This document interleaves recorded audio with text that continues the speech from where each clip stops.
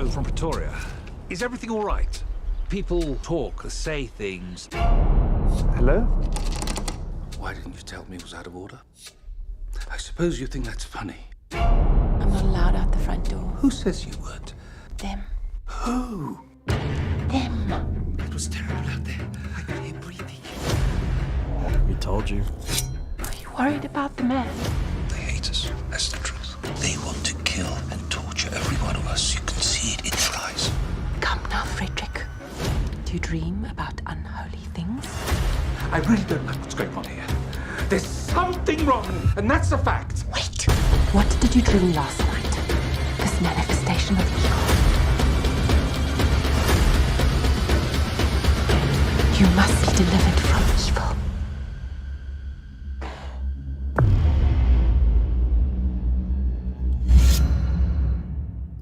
I better be going. I'll see you out. What will your testimony be at the inquest tomorrow? The truth, I suppose. Truth is relative. Even off the force, a fella can use a little help. Have you decided what line of work you'll be going into? I only have the one trade. What do you mean? I'm a cop. A detective. I'm going private, that's all. Who with? The Pinkertons? You got something lined up? Just my own little agency. I see. When were you planning on getting started? Well, right away. Oh, that's a shame. That really is. How so? Oh, the paperwork on these matters. A goddamn shame. Red tape. Sometimes an application for a license can be turned down for the most trivial of reasons. For no reason at all, actually. So that's how it is. I'll tell you how it is, Mr. Heller. Go out of the department under a cloud and you tie yourself up in a police scandal. Months go by, and you're not going to get your private detective's license till it's over, till maybe, not never. Suppose I agree to corroborate Lang and Miller's story. I'm good at cutting red tape. How good? You'll have your license tomorrow, good. And when the trial comes up, suppose I pull a double cross. Suppose I tell a different story, like the real one. I don't think you do that. You're not a stupid man. Licenses get revoked for no good reason sometimes. The mayor giveth, and the mayor taketh the fuck away. Shit. God damn it. I'll do it. Thought you might.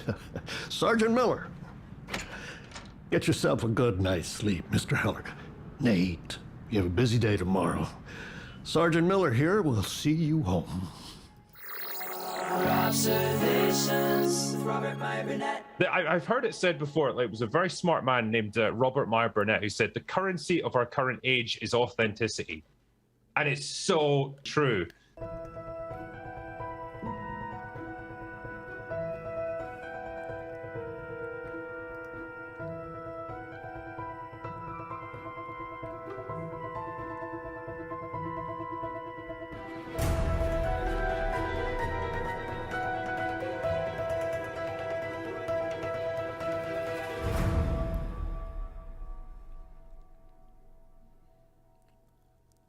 Well, greetings, imagination connoisseurs. Once again, it is I, your Duke of Dope Discourse, your master of fun and wonder, your viceroy of verisimilitude, your sommelier of sci-fi and cinema, your evangelist of the imagination, and of course, the perhaps never to be defined existential Mr. Rogers. That's right, me, Robert Meyer Burnett, and I'm, of course, Rob casting at you imagination connoisseurs, you members of this, the Post-Geek Singularity community. This is Robservations episode number 1002.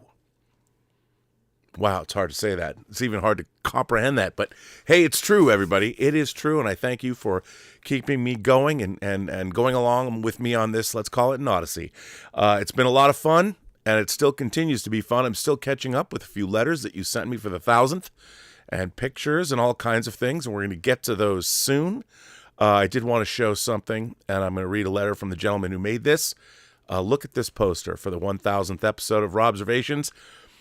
This is the second poster I've received in my life of me as the collector. I'll take it. You know, I'm not as nearly as handsome as Benicio del Toro, and I don't live on nowhere, but I wish I did. But I think this picture does a good job of encapsulating. The gentleman who made this is paying a lot of attention to me, because you got the Second Sight Dawn of the Dead box in there. You got True Noir. You got Living in Infamy, the comic I self-published by Ben and Derek. Derek Hughes and Ben Rabb. A lot of good stuff in this, so I love this poster. It's pretty great, and that's why you fans are great, and that's why I love you all. But we're going to get to the letter that came along with that poster shortly. Some people would say December 7th is a day that lives in infamy, and indeed it was. The sneak attack on Pearl Harbor by the Japanese that basically brought America into World War II. We remember that. My father was a World War II veteran, so we remember that. And of course, my friend Kelly Goto, who I interviewed on the 1000th episode, she has her new book out about her father called Seattle Samurai, which I highly recommend picking up. Their family was interned during World War II because they were Japanese. So it is a day that will live in infamy and will continue to live in infamy. But you know what else happened on December 7th? You know it and I know it. I bet you thought I wasn't going to talk about it because I said I wasn't going to talk about Star Trek, but only modern Star Trek, because I have nothing good to say. So rather than, I'm just going to keep my mouth shut, but I can talk about old Star Trek. I reserve the right to talk about classic Star Trek and everything it meant to me in my life. And today, of course, my dogs are probably out there barking God knows what creature. But it's December 7th, 1979, and I was 12 years old, and I was at South Mercer Junior High School on Mercer Island, Washington, my hometown, where I grew up. Couldn't afford to live there now, I'll tell you that. But I grew up there, and Star Trek the Motion Picture coming out was a huge day for me. Huge day in my life. It was also, as far as pop culture goes, now it seems not so special, but back then it was special in the sense that Star Trek was essentially a failed television show. If they had demographics the way they have now, it probably would have been considered one of the highest demographics of desirable people watching it, because college students were very attracted to it. Remember, it debuted in 1966, and this is when Lord of the Rings was very popular on college campuses. Dune was very popular on college campuses. Stranger in a Strange Land, Robert Heinlein coined the phrase grok, which now, of course, Elon Musk has co-opted for X, but that's okay. If you grok something, to grok something is to understand it holistically. And I remember coming across that phrase in Heinlein's book, Stranger in a Strange Land. And if you haven't read Stranger in a Strange Land, it might be a little dated. But let me tell you, if you're a fan of Dune and Lord of the Rings, Stranger in a Strange Land and the story of Valentine Michael Smith, it'll slide right into your psyche. So if you've never read any Heinlein, I mean, maybe you were a kid and read things like Glory Road and that kind of thing. But if you want to graduate to some adult Heinlein, everyone's read Stranger in a Strange Land. Moon is a Harsh Mistress is good too. So I would recommend reading those if you'd like to. But anyway, and then I heard that's where I got the word grok from, which I always loved. I used to have a pin that I wore in junior high school that said, I grok Spock. So here's the thing about Star Trek the Motion Picture. I know the slow motion picture and all the crap people say. The funny thing is, all the criticisms that people have leveled at Star Trek the Motion Picture over the years are always the same criticisms.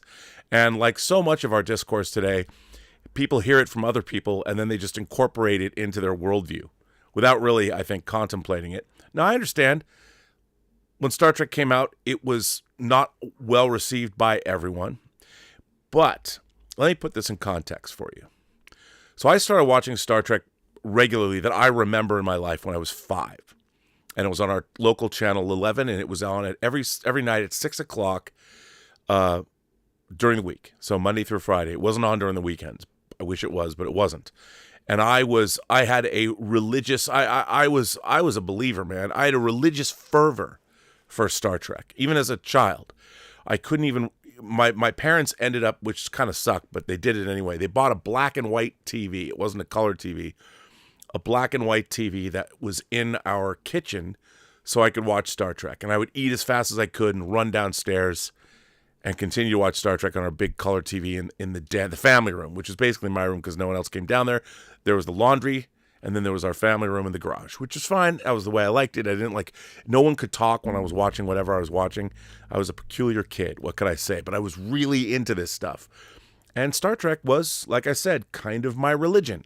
When I discovered the James Blish Star Trek books at my elementary school library, I started bringing them home that James Blish wrote, and my father would read them to me. And I was a pretty voracious reader, even as a 5-year-old kid. But to be fair, I was reading Frog and Toad Are Friends and the book about the Chinese brothers, and I hadn't graduated yet. I love Dr. Seuss. I hadn't graduated yet to bigger literature, but I wanted to, and part of the reason was because of the Blish Star Trek books.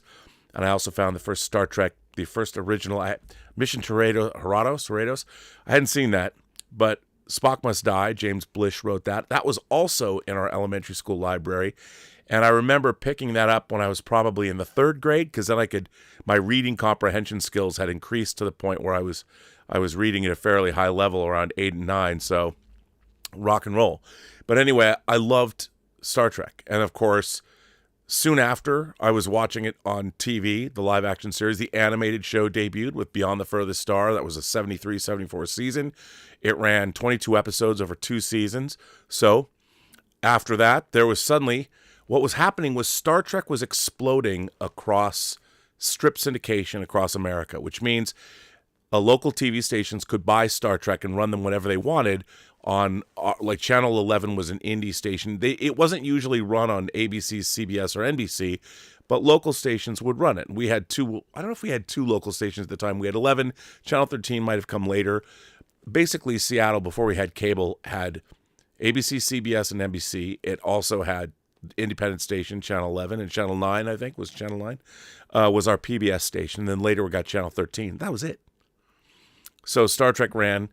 And even during the summer, it didn't matter what I was doing. We had a great neighborhood full of kids. We're always playing Frisbee war or kick the can or baseball or whatever was going on. But, man, if I was at bat, I would drop that bat. If the clock struck 6, I'd make a beeline inside, and I was on my couch, or actually in my love seat, my Barca lounger, or as I like to call it, my captain's chair, to watch Trek. I mean, I was obsessed.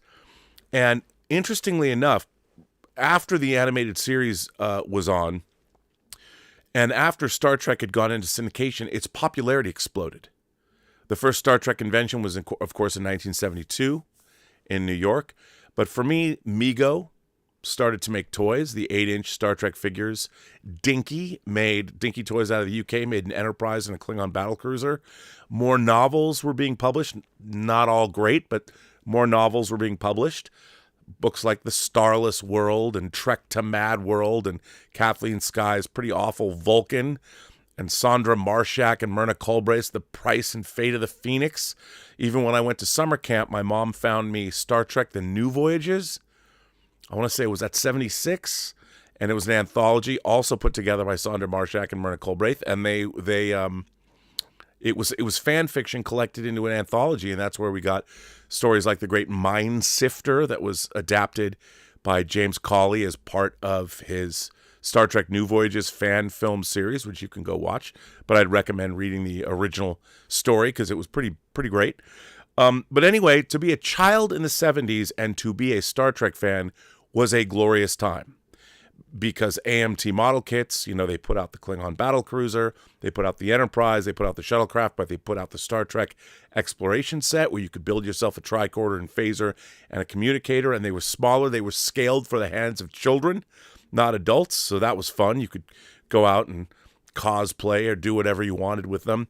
There were posters. I remember the first time I went to the Air and Space Museum in Washington, D.C., they had these great Star Trek posters, and one of them was of Starfleet headquarters that was in the Franz Joseph Star Trek Technical Manual that came out in 1975, along with the Enterprise blueprints, which set the tone for years to come, emulated by so many other people. You could buy fan-produced blueprints of every ship you ever saw in Star Trek, and they all followed the same pattern that the 1975 Enterprise blueprints that were officially released, even though not canonical. I know, there's a bowling alley because Kevin Riley knows where that was. The Enterprise does have a bowling alley on it. The At least the 1701 did. And those blueprints could tell you where to find that bowling alley. Because, in the 23rd century, bowling survives, just like baseball did, as we learned from Deep Space Nine. But anyway, during the 70s, there was no new Star Trek other than the animated series. But there was always talk of making new Star Trek. Of course, there was going to be a movie made starring perhaps Toshiro Mifune as a Klingon called Planet of the Titans, that Philip Kaufman, who later went on to direct things like the Invasion of the Body Snatchers remake in 78, and of course one of my favorite films of all time, The Right Stuff, in 83, and he came up with the idea of Indiana Jones with George Lucas. So Philip Kaufman was part of that San Francisco crew. Lucas was part of that, and Coppola's crew, the American Zoetrope people. But Philip Kaufman was going to direct a Star Trek movie called Planet of the Titans, and Ken Adam from the Bond movies was the production designer. And of course, Ralph McQuarrie did designs for that. And that's where they came up with an enterprise design that was adapted. It was Brian Fuller's idea to use that unused design for Star Trek Discovery, where if he had done it, it would have been cool. And then they decided, the people that make modern Star Trek, we're not going to have round warp nacelles anymore. No more round warp nacelles. I mean, they couldn't really get away with it with Strange New Worlds, but I won't bag on modern Star Trek, I promise. Then they were going to make the Star Trek Phase 2 television series. They had built sets. They had cast. They had everybody coming back except Leonard Nimoy wasn't going to come back. But that's where they came up with the character of Persis Kambata and Decker and Zahn. And then, because of the amazing success of Star Wars, Paramount's like, well, we already have a big star property. We have a big science fiction property. In Star Trek, why do it for TV? And there was 13 scripts commissioned, including scripts like Katoomba, which also James Cawley adapted for his Phase 2 television series. And a couple of those scripts that were developed for that Star Trek Phase 2 series were also adapted for Next Generation because of the writer's strike. One of them was called The Child, which opened season 2, and the other was Devil's Due that got adapted in the 4th season of Next Generation, I believe. But anyway, it's all a very interesting, convoluted history. I won't get into it. You can read a great book by Judith and Garfield Reeves-Stevens called Star Trek: The Lost Years. It's fascinating. And then, of course, Mark Cushman's book about Star Trek in the 70s, also worth a read. But so they finally announced Star Trek: The Motion Picture. It was really going to happen this time. And they brought on the great Robert Wise to direct it. Robert Wise, who edited Citizen Kane. Robert Wise, who directed Curse of the Cat People. But he had also made things like he co-directed West Side Story with Jerome Robbins. But he, of course, made Sound of Music. An incredible film, directed Day the Earth Stood Still. An incredible Hollywood director was coming on board to direct Star Trek: The Motion Picture. Now, everyone knows that Star Trek's reported budget was $44 million, and at the time, when it came out in 1979, Star Trek: The Motion Picture was one of the most expensive movies ever made. However, it's not really fair to say that, because Star Trek: The Motion Picture had a lot of money against it. It had all the development costs for Star Trek: Planet of the Titans, which was not cheap. I mean, they spent money. And then Star Trek: The Phase 2 TV series, they built sets. There was models built. There was a lot of things that some of them were used for Star Trek: The Motion Picture, but a lot of money was spent, and Paramount needs to get that money back. It's on their books. When you have money against a project, it gets very expensive. So the actual production costs of Star Trek: The Motion Picture were not $44 million. However, it was still incredibly expensive to make, because once they decided to make it, a company called Robert Abel and Associates, they were doing the special effects for Star Trek: The Motion Picture, and after like a year, they had nothing to show for it, and they were fired. Now, at the time, Paramount was locked into the release date of December 7th, 1979, and they were now way behind. They were way behind. They were shooting without a full script. It was not an ideal situation for the film. Not an ideal situation. But they prevailed, and they were barely able to get through it. There's a great book, and I suggest getting it. Creature Features published it. It's one of the greatest making-of books I've ever read. There's no pictures in it at all. But it's called Return to Tomorrow. And it was actually originally going to be an article that was written for Cinefantastique magazine during production, where the author had access to everybody while the film was being made. Taylor White of Creature Features published this book. I want to say it came out 10 years ago. So this article was never published in 1979. It was never in Cinefantastique, and it was unread until they decided to republish it as a book. And if you're a Star Trek fan, do yourself a favor, get Return to Tomorrow. I think there's a Kindle edition. Getting it's a oversized paperback. Hard to get. It's probably pretty spendy if you want it, but I suggest getting it because he interviews everybody, and especially hearing from the cast was amazing because they were all amazed to be there, and they were very different people working on this movie that Robert Wise was directing. Now, what was so significant about Star Trek the Motion Picture? And one of the things that I think all IPs, especially Star Wars, and especially anybody who is continuing an IP, continuing a product, the way that Star Trek the Motion Picture was approached was they knew it was canonical. It was canonical to what had come before. Now, in real life, 10 years had passed. Star Trek went off the air in 1969, and Star Trek the Motion Picture was debuting in 1979. But basically, the movie presupposes that about 5 years have gone by from the end of the original series to the beginning of Star Trek the Motion Picture. And in that time, the Enterprise it presumably finished its 5-year mission. I know we only saw 3, but if you want to include the animated series, I know people say they're not canonical, but they do say the episode Yesteryear is. Look, just assume the animated series is canonical. You know, I do. If you read Alan Dean Foster's log series, it's kind of canonical. So I like to think it's canonical. And just think about those episodes if they were done as live action. I mean, some of them are silly, admittedly, but some of them are good, like Yesteryear. But anyway, excuse me. So the interesting thing about Star Trek the Motion Picture is Star Trek happened. And they had definitely a fealty to the original series. But they wanted to make this, I mean, Star Trek had a huge budget. We were going to see 23rd century Earth for the very first time. We were going to go back to Vulcan. We were going to get something that the original series didn't have, which was scope. Cinematic scope. Shot in beautiful widescreen with split diopter shots all over the place. And special effects that were coming on the heels of Star Wars. Unfortunately, they were very rushed at the time. So when Star Trek the Motion Picture came out, if you've seen, there's literally a picture, you can see a picture of all the prints that they had made for Star Trek the Motion Picture.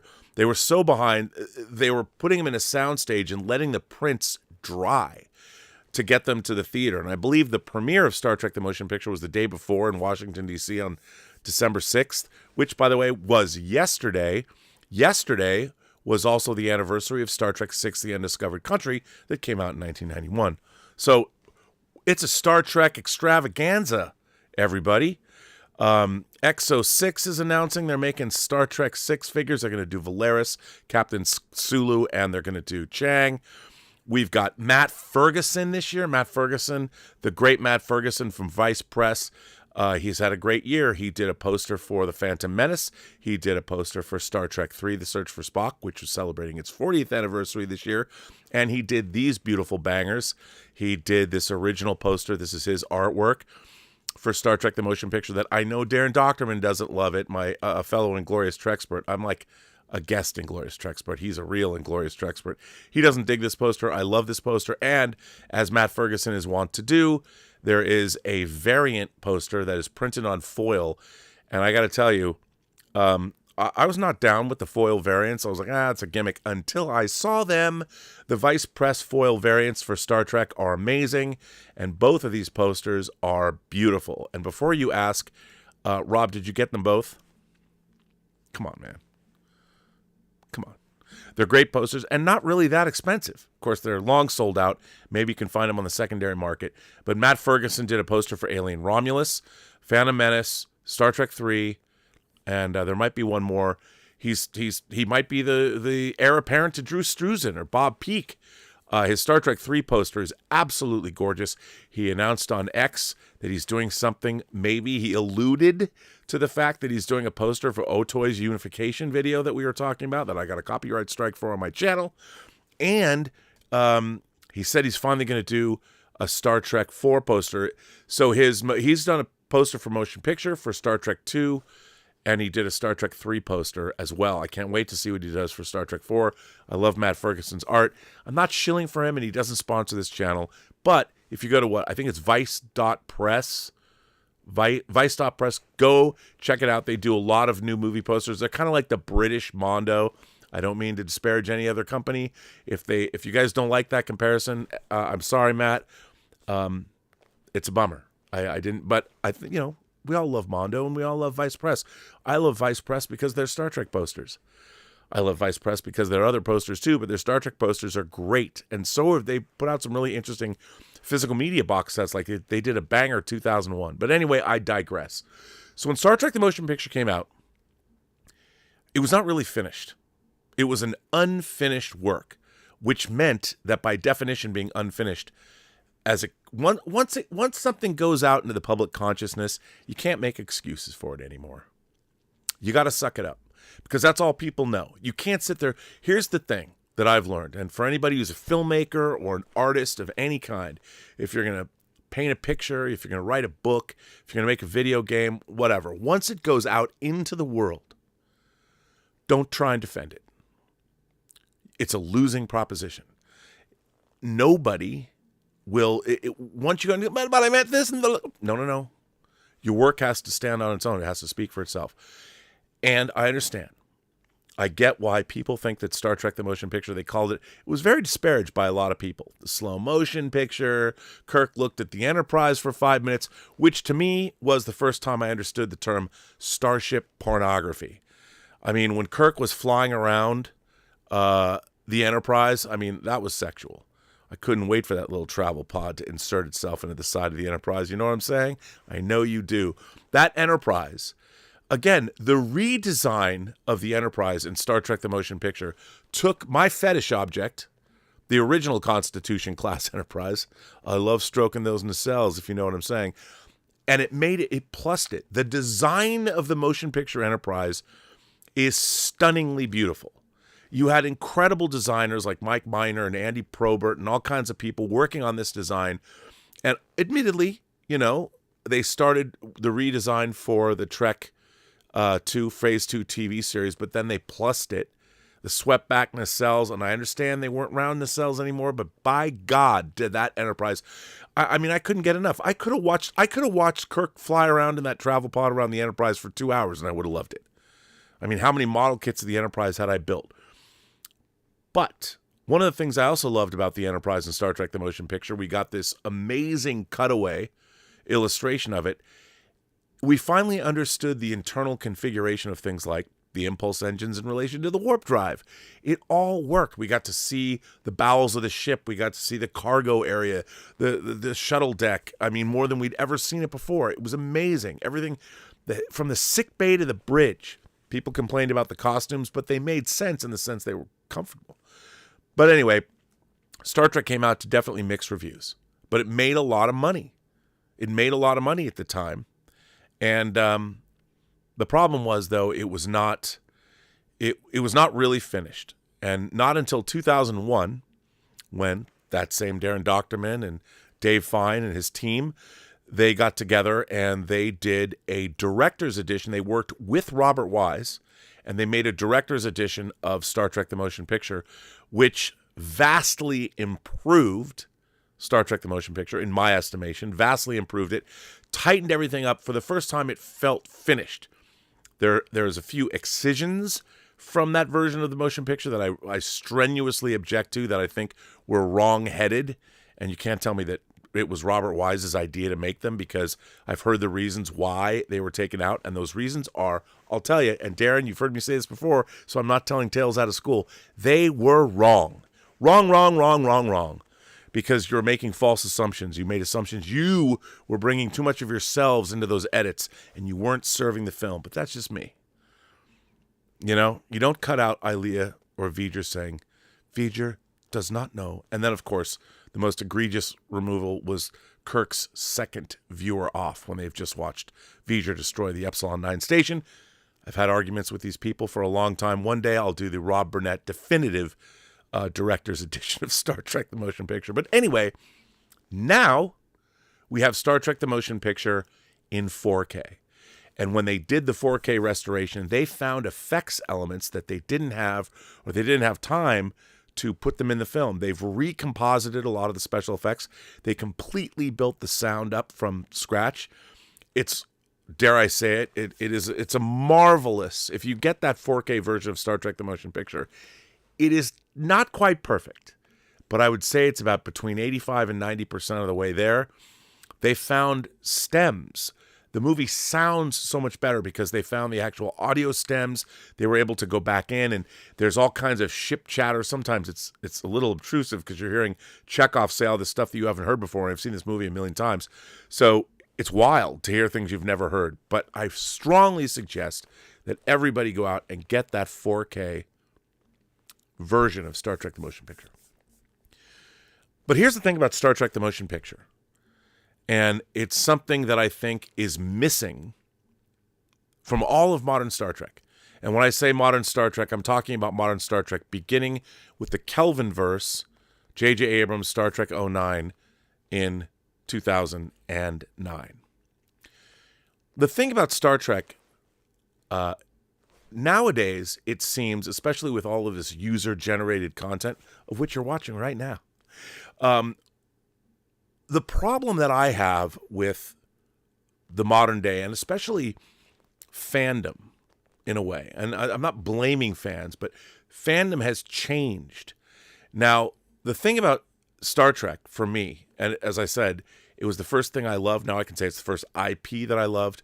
But the thing about Star Trek, that what it instilled in me was a sense of seeking. You know, the world was not about me. I wasn't even about me. I've been about me more points in my life than I care to admit, but for the most part, Star Trek taught me, and what it instilled in me was this idea to boldly go. You know, the world, the universe was not about me. The universe was about what was there, and to try and understand these things. Not necessarily to judge them, but to try and understand them. And you know, it's funny because there's that clip that you see on from Ted Lasso where he's playing darts with what's his face from Buffy the Vampire Slayer, Giles, and he's in an English pub and Ted Lasso's, you know, playing darts, and he's got to make these two great shots, or what's it called when you throw a dart? It's not a shot. That's like golf or something. I don't know what it's called, but whenever you throw a dart, he's got two very difficult things to do. And he looks at this guy that thinks this Giles thinks he's smoked Ted. And of course, Ted gives this great speech. And he talks about the difference between judgmental and being curious. And when I saw that clip, and when I saw it on the show, when I was first watching Ted Lasso, I'm like, that is the most Star Trek shit I've ever heard. Don't be judgmental. Be curious. And that to me was something that was instilled in me by Star Trek. My father,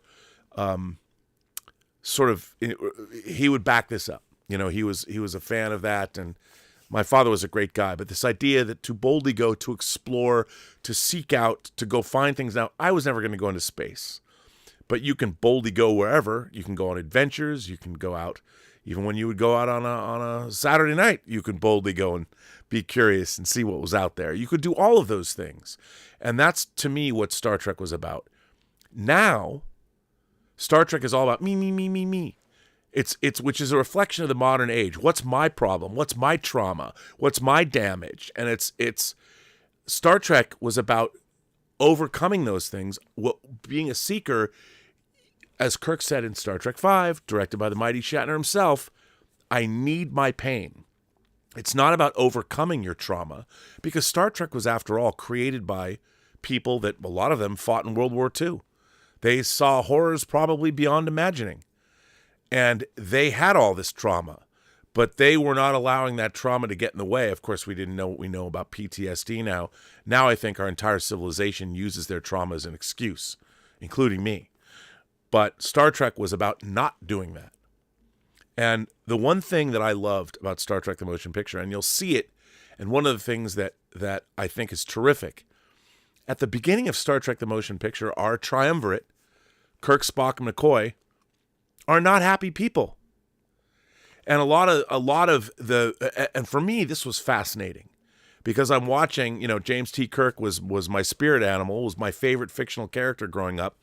And to see him, when we last saw Kirk in live action, he'd transposed his essence with that of a woman, Janice Lester, who tried to steal his ship and steal, indeed, his own body.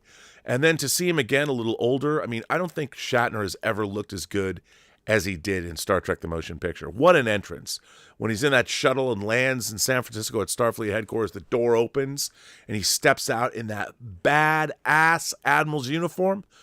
Man, does he look good.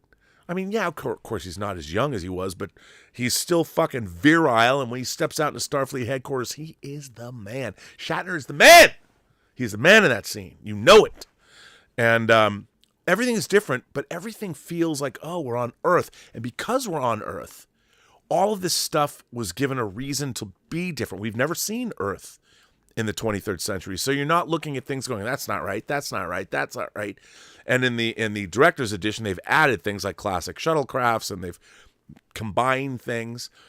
But so what was really interesting about Star Trek the Motion Picture was Spock has failed to achieve Kolinar. He's failed to achieve the remaining emotions. See, here's another thing. Star Trek the Motion Picture understood that Vulcans have emotions. Because they have a whole discipline, a whole thing that you learn, the Kolinar discipline, where you purge every remaining emotion. He's the only person that is a half human. He's the first half human, half Vulcan hybrid, or at least he was then canonically. But because they have Vulcan masters that teach Kolinar, he is not certainly the only person who is filled with emotion. Vulcans have emotions, people. Get it through your heads, especially modern Star Trek writers. Vulcans have emotions. They cast out their animal passions on the sands that we see in Star Trek the Motion Picture.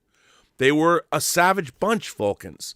Very strong. It wasn't until the teachings of Surak that they adopted this idea of logic.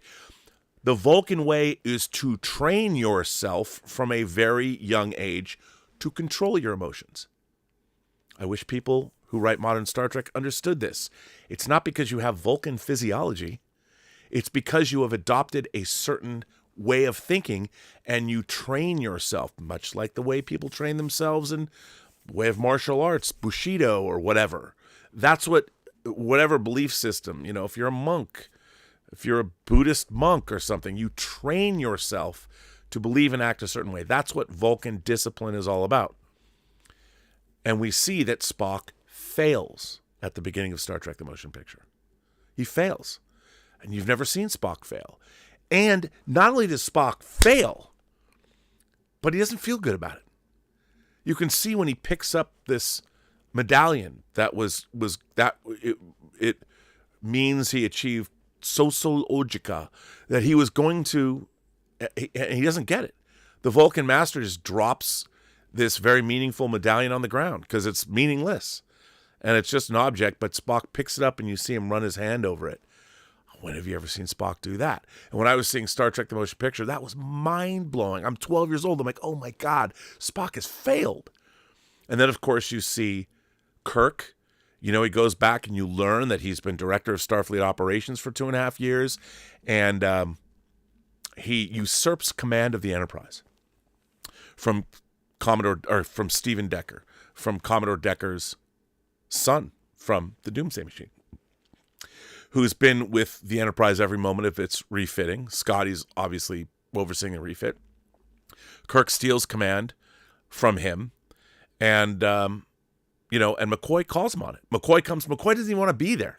Kirk drafts him. He invokes a seldom used reserve activation clause to get McCoy to come back because he needs McCoy. He can't do it alone.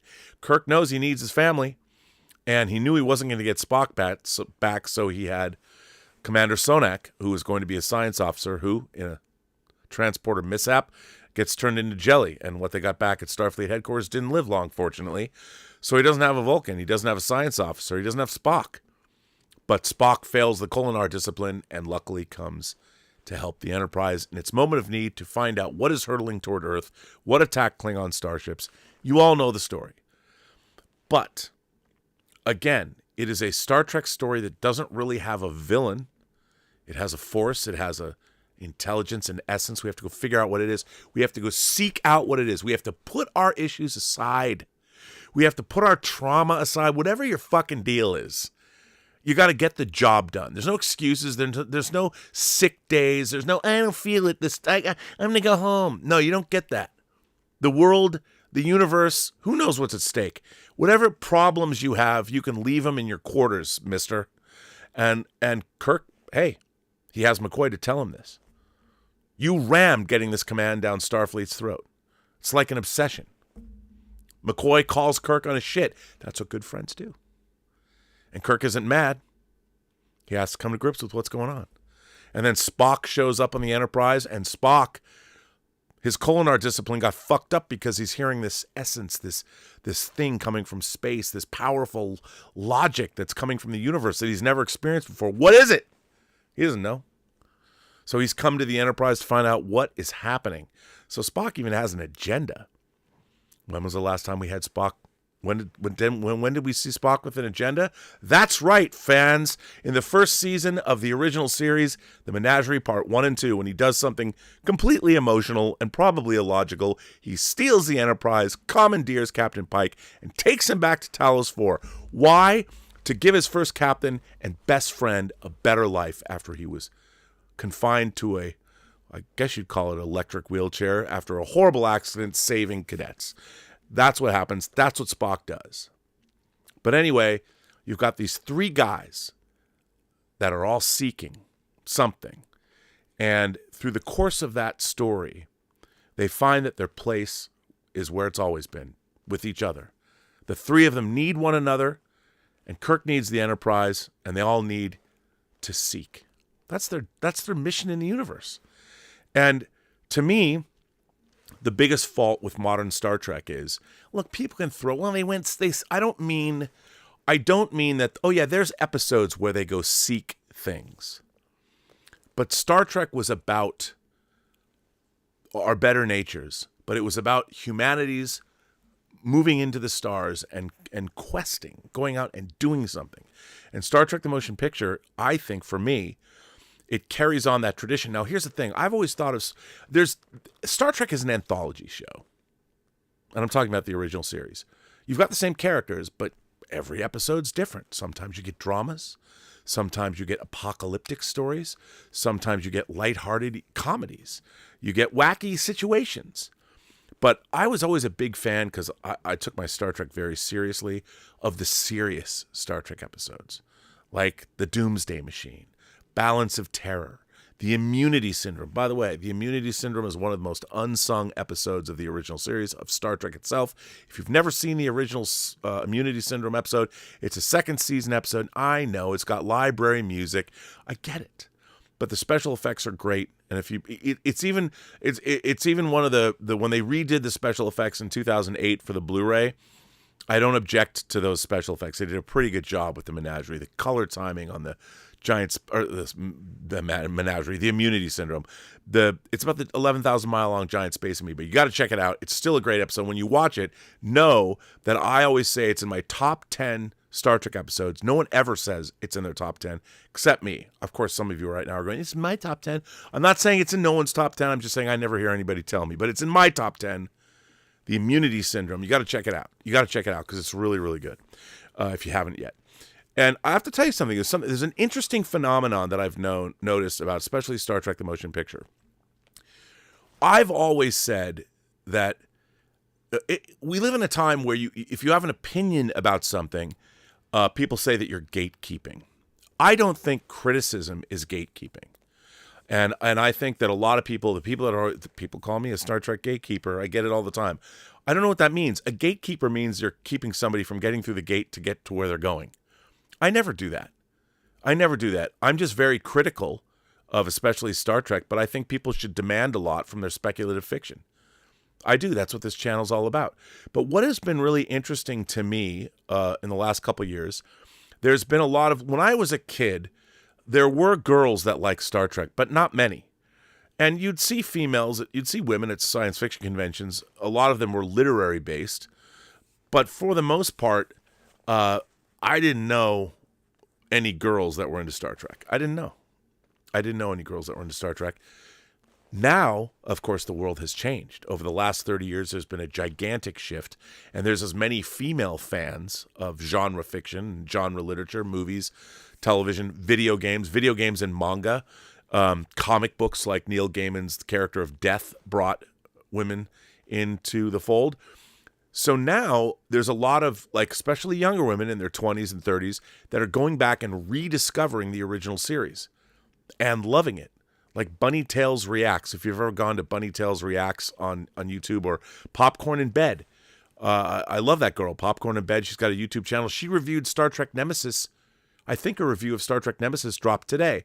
And what's really interesting is these reviewers don't have the baggage that I did as a diehard fan, where I was nitpicking everything to death. They don't have that baggage. They're watching these movies with a fresh eye. And what's interesting is to watch these review channels and see the love, for the most part. It's funny. I just watched Popcorn in Bed's review of Nemesis before I did this show. And at the end, she says, "You guys are too hard on movies." And that might be so.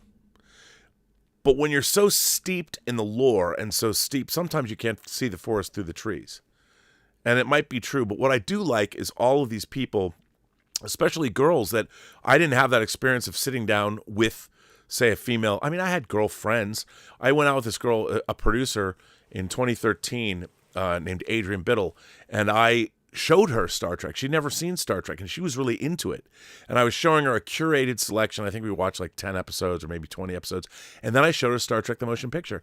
She's a very smart woman, and she loved it because, she was, first of all, I was curating it, so I was explaining why I like these things, but she was seeing it for the first time and and that's why I've always said, you don't need anyone to defend your favorite IP. No one needs to defend Lord of the Rings. No one needs to defend Star Trek.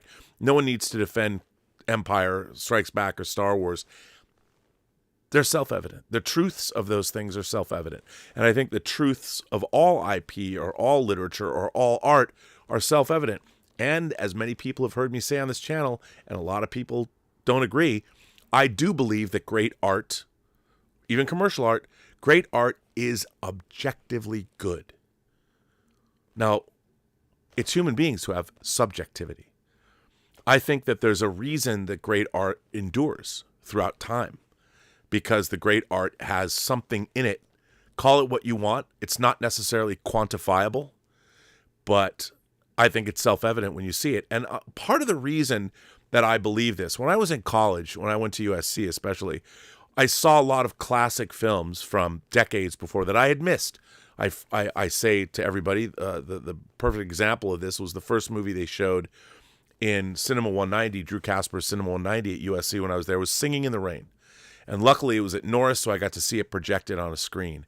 Now, ironically, I owned Singing in the Rain. I bought the Laserdisc because when I had my video collection, I would buy things I thought I was supposed to like, even though I was never a big fan of movie musicals. But I was, I think I had an American in Paris, and I had Singing in the Rain. And it wasn't like I totally disliked things. I mean, like, I loved movies like All That Jazz. I loved Alan Parker's Fame, but those weren't musicals per se. I loved Cabaret. I was a Bob Fosse guy. But musicals like Singing in the Rain were not my thing. But that was only because I hadn't really seen them. I hadn't sat down to watch them. And when I watched Singing in the Rain, admittedly, in a theater, I owned the Laserdisc and had never seen the movie. I was in a theater, and I'm like, this was dope. I love this movie. It was enchanting, funny. It was great. And it was about the dawn of sound in the film business. So what's not to love? Good morning, good morning. I mean, come on. You got to love it. And, of course, the title track, which they also used in Clockwork Orange. I mean, I'd seen Clockwork Orange. I hadn't even seen the original Singing in the Rain. But I was surprised by that. And, like, I would go back, and there's other movies that I had missed, like Robert Altman's Nashville I saw in Cinema 190. And of all the movies that to this day became one of my all-time favorite films ever was 1950's Best Picture winner, All About Eve. You know, there was no reason. I didn't know much about All About Eve. Even like the picture, I remember seeing like a book cover with art, and they use it on a later book that I bought.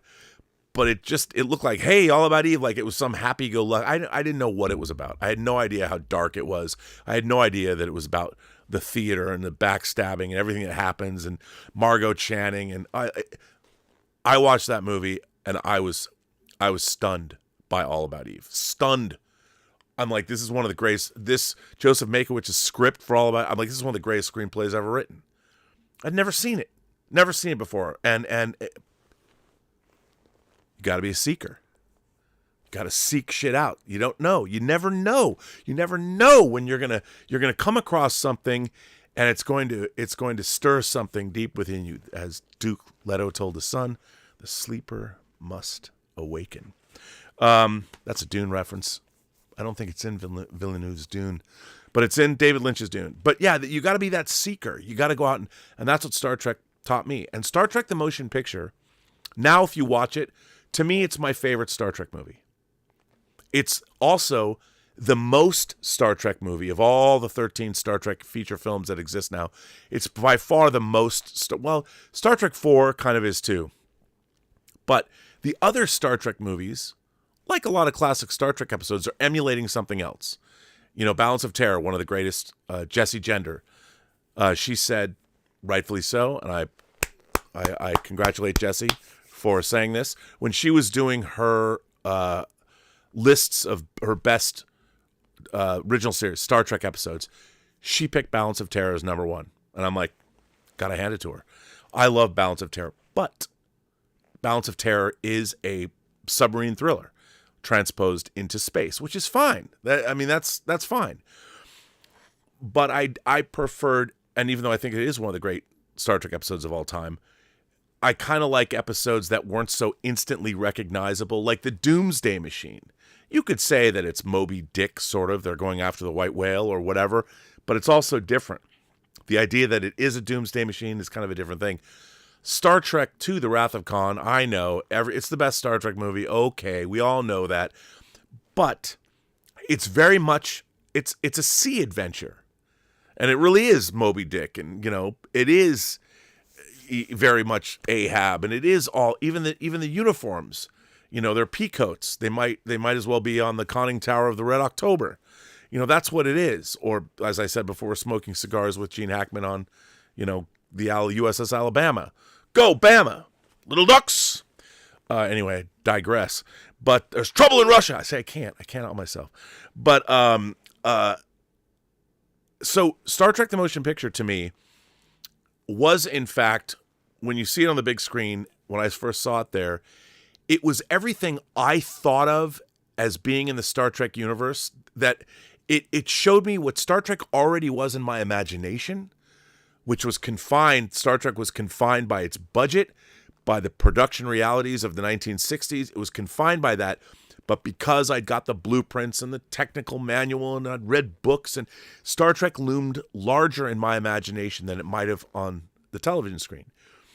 But seeing it writ large on the big screen, I mean, for me, it was like somebody reached and scooped out everything I dreamed up about Star Trek and went on a screen, you know, and I was not aware maybe of the narrative shortcomings of Star Trek the Motion Picture.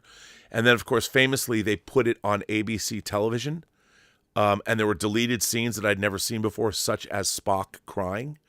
Because the real crux of Star Trek the Motion Picture, the thing that is now much more apparent in the director's edition, is Star Trek's main character of Spock, who basically was never allowed to change. Like, sometimes there would be episodes like This Side of Paradise with the spores, and he gets hit by the spores and he's able to reconnect with his old friend Leela Kalomi, who was always held a torch for him, but he could never love her. And they're able to have a relationship because these spores allow him to let go of that emotional training he has and literally enjoy himself as it's always there, but Vulcans suppress it and control it. And by the end of the episode, he's back to being Spock. The crux of Star Trek the Motion Picture is Spock learning how and why emotions can be useful and important. And, you know, if you watch the director's cut, you see Spock shed a tear. You see Spock, one of the great scenes, which was echoed in the recent Otoy unification film, when Spock goes on his quest he literally mind melds with V'ger, and he finds out that, you know, his own quest to achieve Kolinar, I think he realizes he doesn't need to achieve those things because he kind of already has. And when he takes Kirk's hand in sickbay and says, he finds out that V'ger's looking to evolve. V'ger's asking the same questions that we're all asking. Is this all that I am? Is this nothing? Is there nothing more? And then Spock takes Kirk's hand, and Spock, in his wisdom, he knows something that V'ger doesn't know. Even though V'ger has all this universal emotion in him, or in its memory banks, data storage, Spock understands that V'ger does not understand when he takes Kirk's hand. This simple feeling, call it love, call it brotherhood, call it whatever you want, is beyond V'ger's comprehension. This is a huge moment for Spock. And while it doesn't necessarily get played out over the course of the next Star Trek films, you know, in conversations in Wrath of Khan, where Kirk goes into Spock's cabin and Kirk is going to take command, and Spock tells him that commanding a starship is his first best destiny. You know that Spock is now fucking Zen Spock. He's come to grips with this. You know, he's more self-actualized through this experience. But in the director's edition, the new 4K version has all this. You see Spock make this change. Even when he cries on the bridge. And Kirk looks at his tears and he says, is that for us, Spock? Spock says, no, I weep for V'ger. I weep for V'ger as I would a brother. Because this gigantic machine that's technologically advanced, built by a machine planet, where if you read Shatner's book that he wrote with Reeve Stevens, The Return, you understand that the Borg planet was probably where V'ger came from. The Borg homeworld. Maybe. I kind of like that. I'm surprised nobody's written the great Star Trek novel sequel for the next generation. When are they going to meet whatever Ilea and Decker evolved into? But anyway, I've been waiting. But Star Trek the Motion Picture shows us awe, and it shows us wonder, and it shows us a group of really, really smart, capable people acting like fucking adults that are going to solve a problem, but at the same time, they're managing their own shit. They're not talking about their individual problems. They're being honest with one another, and yet they're all together. They're seeking great people, great friendships, great ability, going off to do great things. The thing about Star Trek now is it's no longer aspirational. It's not aspirational. I don't find modern Star Trek to be aspirational at all. I mean, you can't watch the Kelvinverse movies and think, I mean, by Star Trek Beyond, you've got Kirk going, we're never going to make a dent in this universe. I'm bored. Why are we out here? What the fuck am I watching? I mean, give me a break. You know, I mean, that is the antithesis of what Star Trek is. But Star Trek the Motion Picture, and now, more than ever before, when you watch Star Trek the Motion Picture, it will leave you with a sense of elation at the end.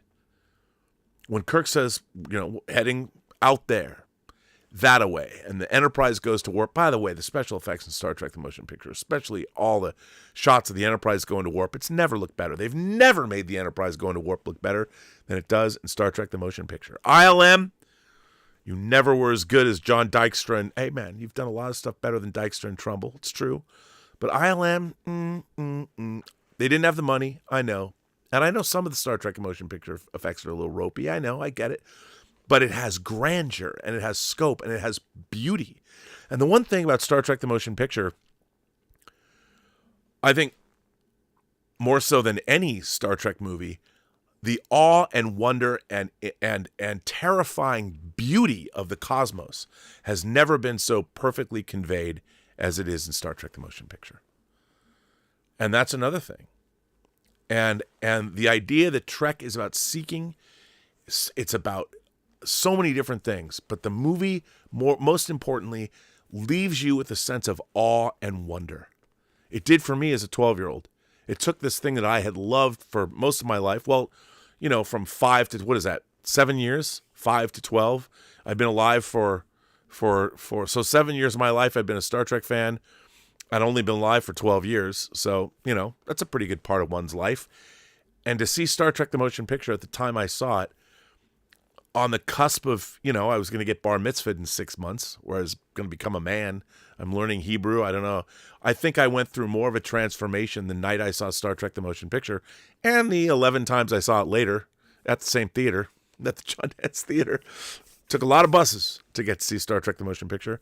But on its 45th anniversary, for me, it's lost none of its power and none of its grandeur and none of its beauty. It's never looked better.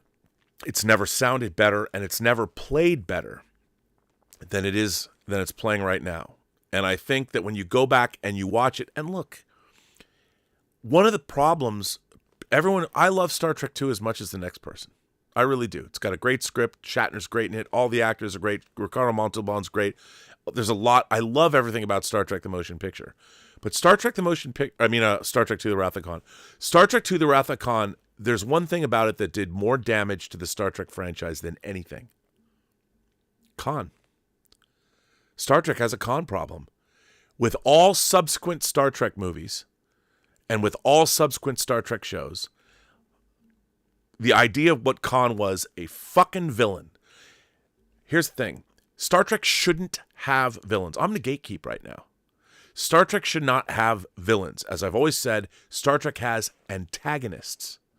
Now I know, there's villains, there's villainous people, but for the most part, Star Trek has antagonists. That's what sets it apart from, say, other franchise properties. The thing about Star Trek is, like, for instance, I'll give you a great example. In the first season's Star Trek episode, Errand of Mercy, which is the first episode we see the Klingons. The Enterprise and a Klingon battlecruiser, and indeed the Federation fleet and the Imperial fleet, there is a planet, Organia, that has tactical importance, and both sides want it. And both sides come down and they see what's basically a very quiet, a kind of agrarian society that is in the middle of the dark, not the dark ages, but it's from a simpler time. And everyone seems nice and all that, but the Klingons and the Federation, the Klingons want to come down and take the planet, think the people are weak or whatever. Long story short, it turns out that the Organians who are on this planet only took this form to better deal with their visitors from space. They're actually non-corporeal entities that are incredibly powerful. They wield incredible powers. And while the Klingons and the Federation literally want to start a war, Kirk and Kor, the Klingon, played by John Colicos, who's great, great Klingon, one of the greatest Klingons ever portrayed, they funnily, at the end, the Organians like, you're not going to war. We're putting a stop to the war. But later, even though they didn't really deal with this canonically, it was the Organian peace treaty is signed between the Klingon Empire and the Federation as imposed on them by the Organians. And they dealt with this a lot in a lot of the Star Trek novels. Sometimes the Organians disappear. You never know where they went. But anyway, the idea was the Organians said, look, if you want a planet, i.e. a part of land or something, a parcel of land, you have to prove that you have the best interests of the people, the indigenous people that might live on the planet, and you have to do what's best for both the land and the people that might live there. Can you develop that land and make it more beneficial for the people that live there and more beneficial for the planet itself? If you're going to exploit it and ruin their lives and destroy their ecosystem or whatever, you can't have the planet. Your involvement should benefit the planet, assuming that it's not a violation of the Prime Directive. I always thought that was a really cool idea, because you're expecting a civilization to step up, and do the right thing. Where our civilization, as much as I am an optimist and I love humanity, we always succumb to the worst parts of our nature. And one of the things right now is we're living in a time where it's all me, me, me, me, me. And civilization only works when people look out beyond themselves. And I think our entire planet now is in a situation where, why do we have all this hostility? There's national hostility. We have a clash of cultures happening between basically our first world culture and third world nations, and maybe societies that haven't undergone reformations or they've never come out of the dark ages. And now we're all at each other's throats, which is, it seems silly that we have so much technology and all this computer assisted communication, and we can't get our act together, which is sad, because we should be right now living through a golden age of cooperation where we know more about one another than ever before, and it should be more apparent that we're far more like one another than we are different. And yet everyone would have you believe that we're the Hatfields and the McCoys on a global scale, and let's kill our neighbors or kill our enemies, which is ridiculous. It is not good for the planet. It's not good for us. It's not good for anybody. And hopefully, we'll be able to get through these difficult times, because all they're doing is pulling us into the muck, and they're not going to help anybody in the long run. It's never beneficial to hate the people that you cohabitate with on this planet. We got to figure that shit out. And if nothing else, Star Trek, at least it used to tell us that, hey, let's put aside our own shit and let's have that olive branch. Let's put that hand out. And that's what Star Trek at its essence was all about. No villains, antagonists. How can we find some common ground? Let's go back, what the people who make Strange New Worlds don't seem to understand. Kirk and the Gorn in Arena. The Gorn, within the pop culture sense memory of Star Trek, the Gorn's a goof. I will be quick and merciful. Everyone laughs at the Gorn. And so the people who are making modern Star Trek, yeah, we can take the Gorn and make him cool. They were already cool.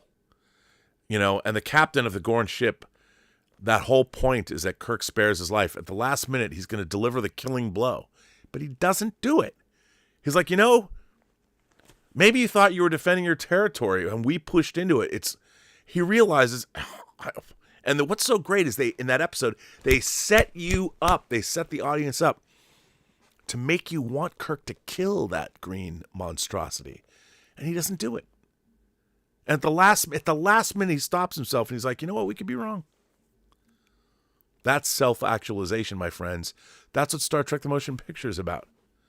It's about three guys that love one another, that are off on their own trip. And it's not until they get back together. And they weren't expecting to do that either. I mean, Spock, culinary discipline, if he had purged himself of any remaining emotion, what the fuck was he going to do? Run the Vulcan Science Academy? What was he going to do? You don't know. But what was he going to do in Star Trek the Motion Picture? I can only imagine. What if V'ger didn't call to him from space? What if he achieved? Would it become a Vulcan master? That would have been horrible for Spock. It would have been horrible. He would be doing it because, for whatever reason, I don't think he was doing it for the right reasons. And according to the novelization, McCoy is studying Fabrini medicine from the episode From the World is Hollow and I Have Touched the Sky. Look at him. Disco McCoy, they call him. That XO6 figure's coming soon. I can't wait to get it. But, I mean, even he doesn't want to be part of Starfleet. How do we know that? Because he grew a beard. And he doesn't want to be there. I know engineers, they love to change things. And yet, by the end of that movie, they're all back where they're supposed to be, on the bridge of the Enterprise, side by side, seeking once again. That's what Trek's about. And Star Trek the Motion Picture, more than ever before, is the best example of what Star Trek can be writ large on a big screen. I believe that.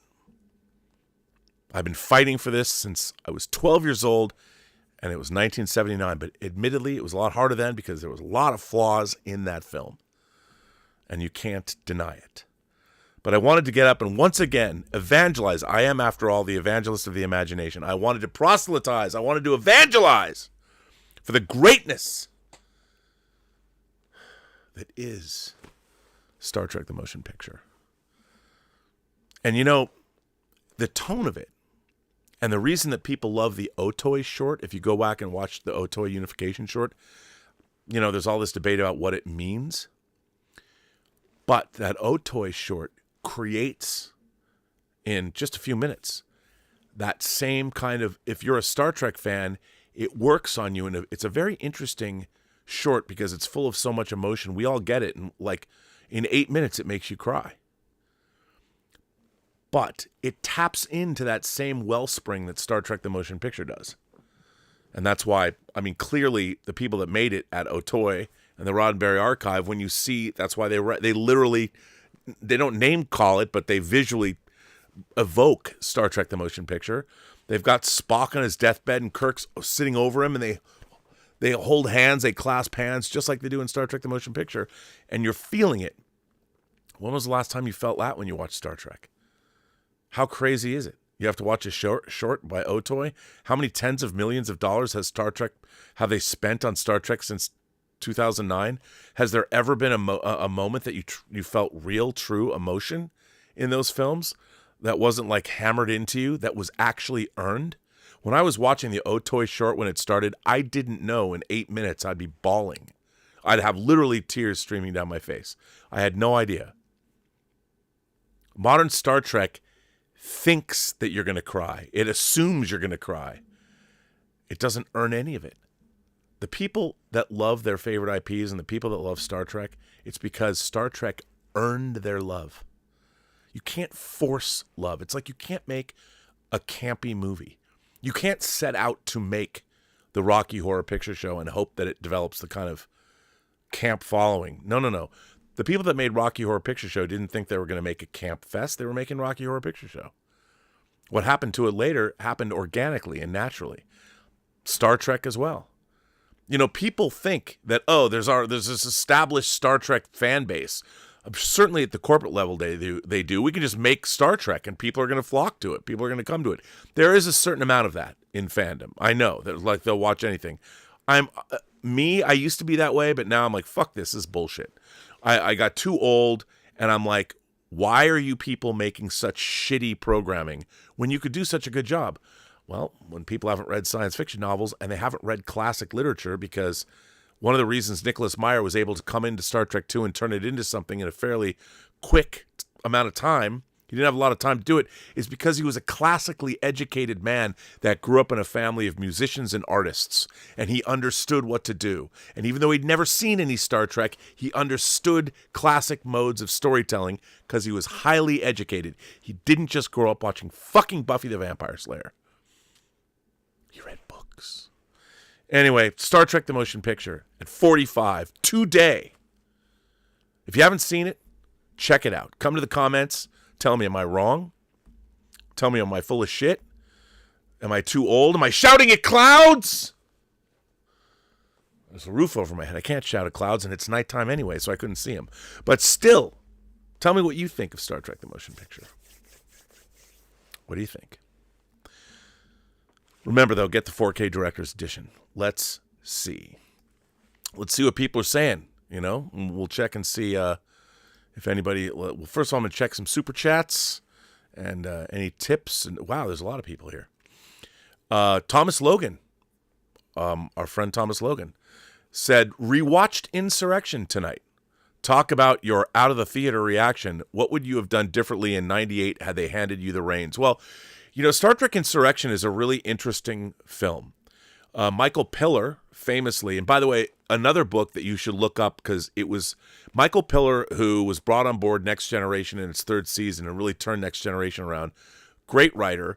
He did something really, really interesting to Star Trek. Again, something really significant, where he said that we have to make our stories first and foremost about our characters rather than just about some external force working on them. And that was a smart thing to do.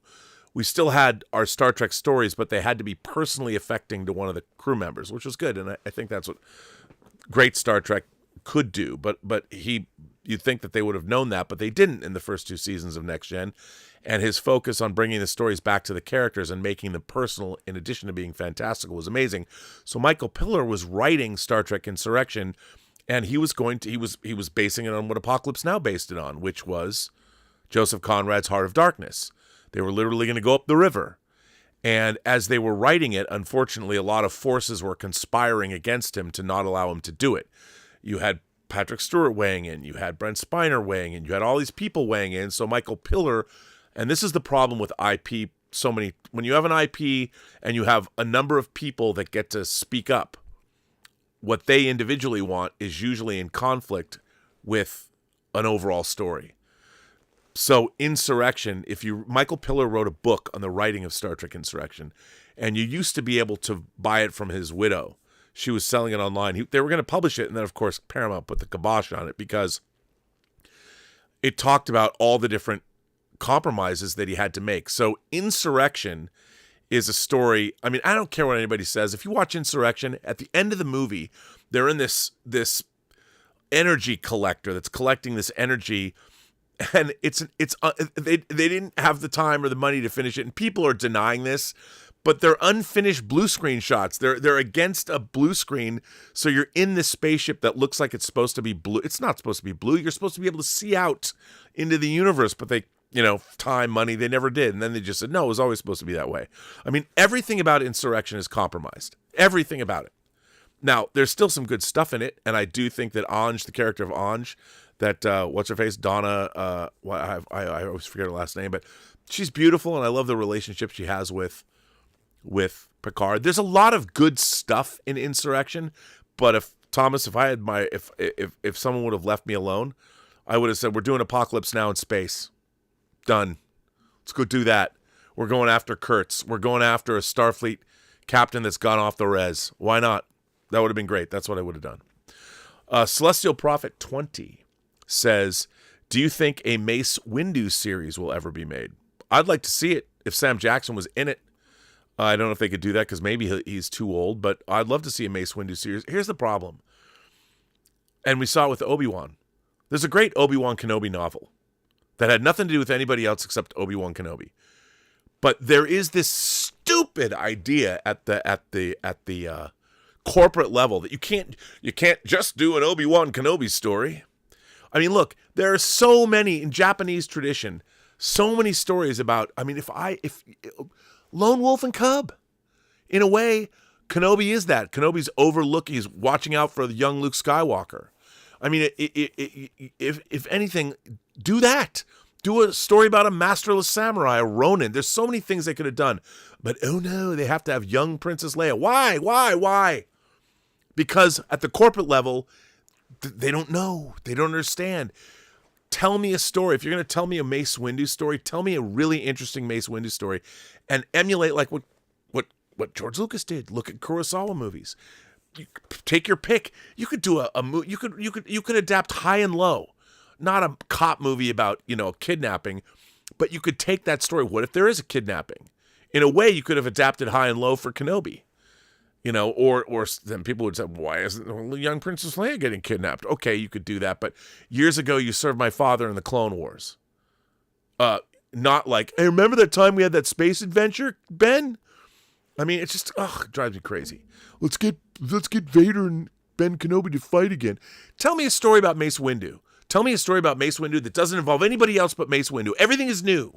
Tell me a Mace Windu story that I have not seen before. No one that we know it's all going to be brand new. All new characters. We have a huge, gigantic Star Wars universe. Give me a Mace Windu story. Base it on something like Kurosawa's, I don't know, Throne of Blood.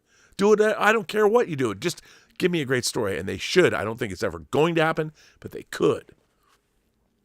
Darth Plato says, not going to lie, Rob, I saw the motion picture in a theater in 78 and didn't love it as a kid, though I did love the series when I saw it some years later. Yeah, no, a lot of people, Darth Plato says 79, not 78. I forgive you. I understand. It wasn't exactly a movie for kids, even though back then, because Star Wars, anything to do with space, I mean, if you think about it, Star Trek the Motion Picture and The Black Hole opened a couple of weeks away from one another in December of 1979.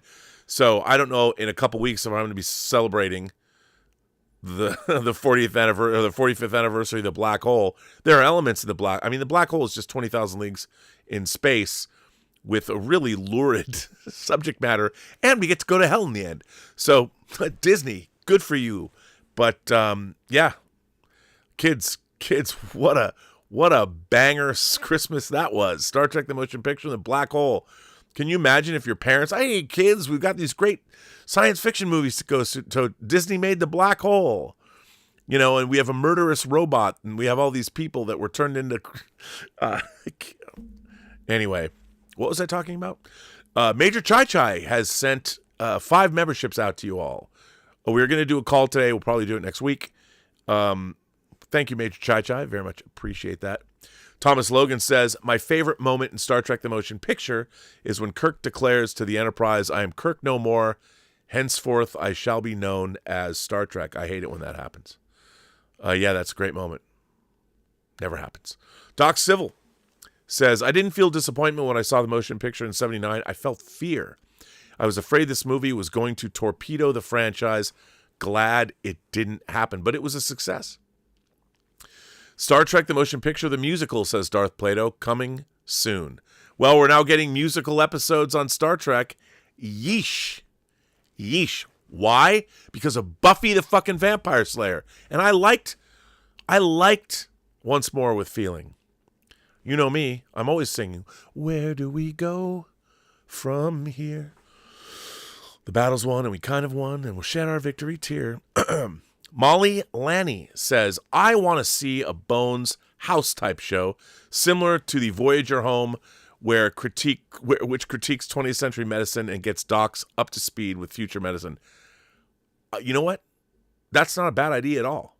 I mean, I thought it was really interesting that Doctors Without Borders, you know, we saw Gates McFadden, we saw Dr. Crusher and Jack Crusher bringing medical supplies out on the frontier. Combine the frontier doctor idea with House. I think that's a great idea.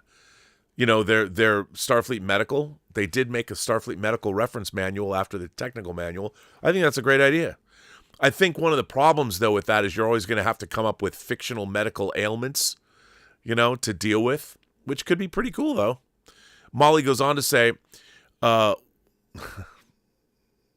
on, man. What do they find in the toilet on the Starship Enterprise? The captain's log. I knew that joke when I was 5. You know, what are the Klingons? I'm not going to answer that one.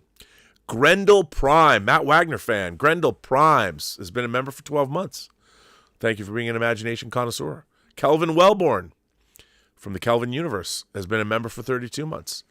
DUI Champ says, hey, Rob, I disagree with 98% of your Strange New Worlds hate, which that's fine. You're wrong, but that's fine.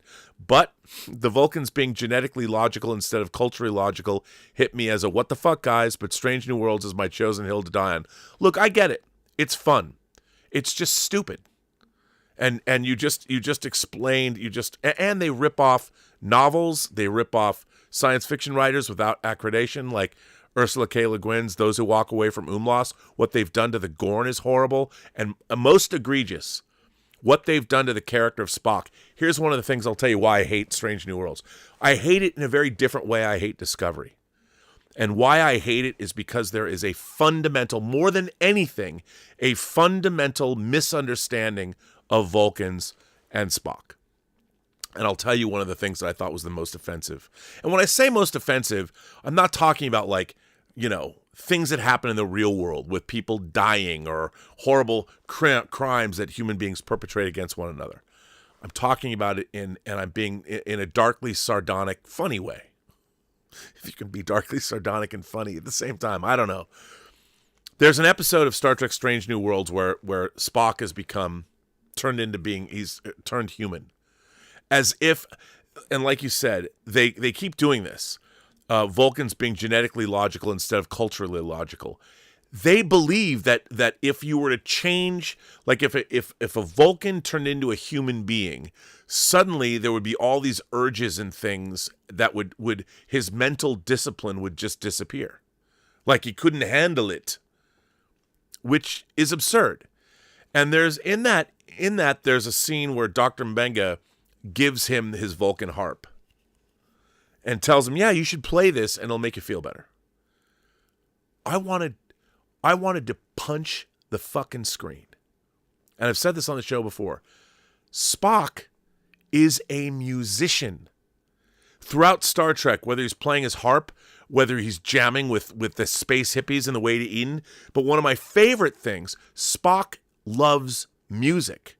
The Vulcan language is musical in nature. There's an episode in the 3rd season of Star Trek called Requiem for Methuselah. And we know that Flint is living on his own planet, and he used to be on Earth, and he's immortal. And Spock sits down at this harpsichord and finds a waltz written by Brahms. Well, one, he can sight read fucking music. Because not only does he know music, he knows how to sight read music from another planet than the one he's on. And he sits down and he sight reads this waltz that Brahms wrote and plays it on the harpsichord and plays it beautifully. Why? Because one of Spock's talents, that's probably something he worked on since he was a child, which makes him an interesting character, is fucking music. And Strange New Worlds is like, hey, Dr. Mbenga's like, hey, Spock, you should play this, learn to play this, it'll help you with your anxiety. I wanted to punch the screen because the people the writers who write Strange New Worlds have very little imagination. They've read very little science fiction, and when you see stuff like that, it diminishes the character. In the original series, Star Trek, the actual Star Trek series, not the Next Generation, in Star Trek, Spock they didn't say, did you know Mr. Spock's really good at music? No, one day he's just playing his Vulcan harp. He's just jamming or playing. Or when they're on a planet, when they're at Flint's house, his palace, his castle, Spock sits down and sight reads. They don't make a point of it. He just does it.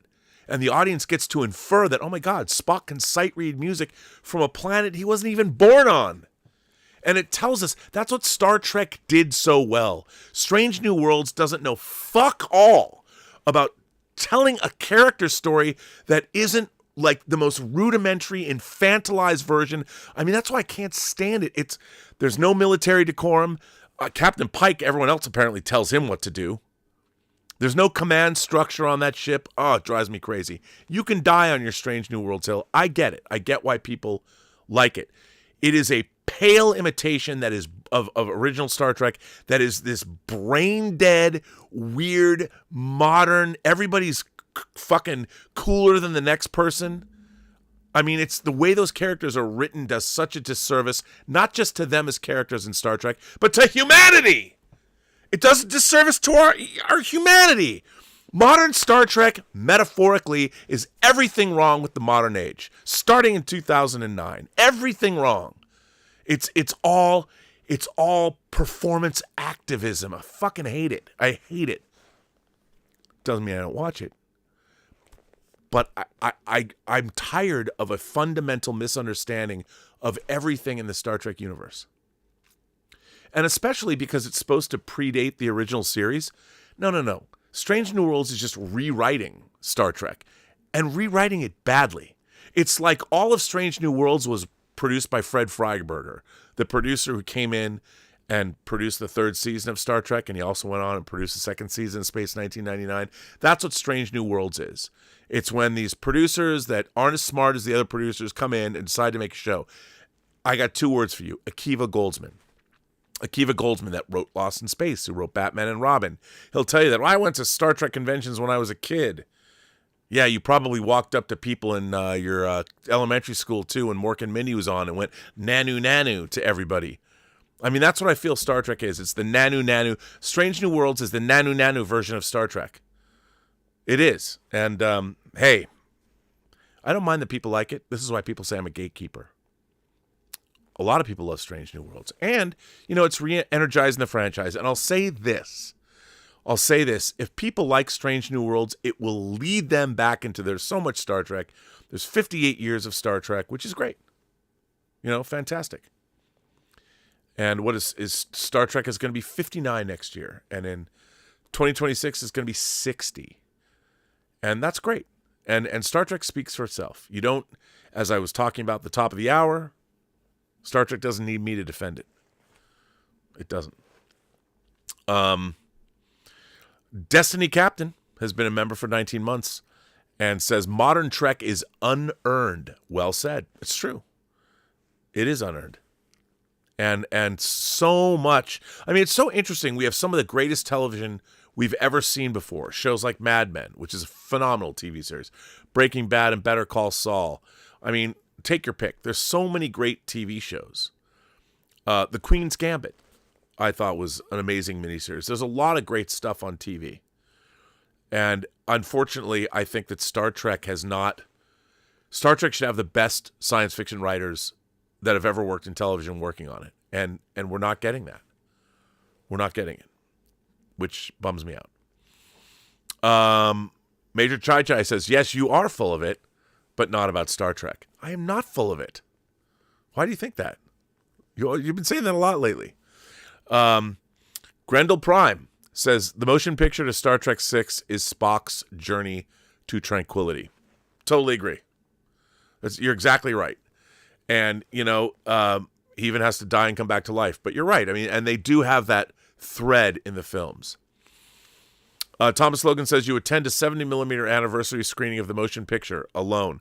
Suddenly the screen drags you in like the last action hero. Do you live happily ever after? How?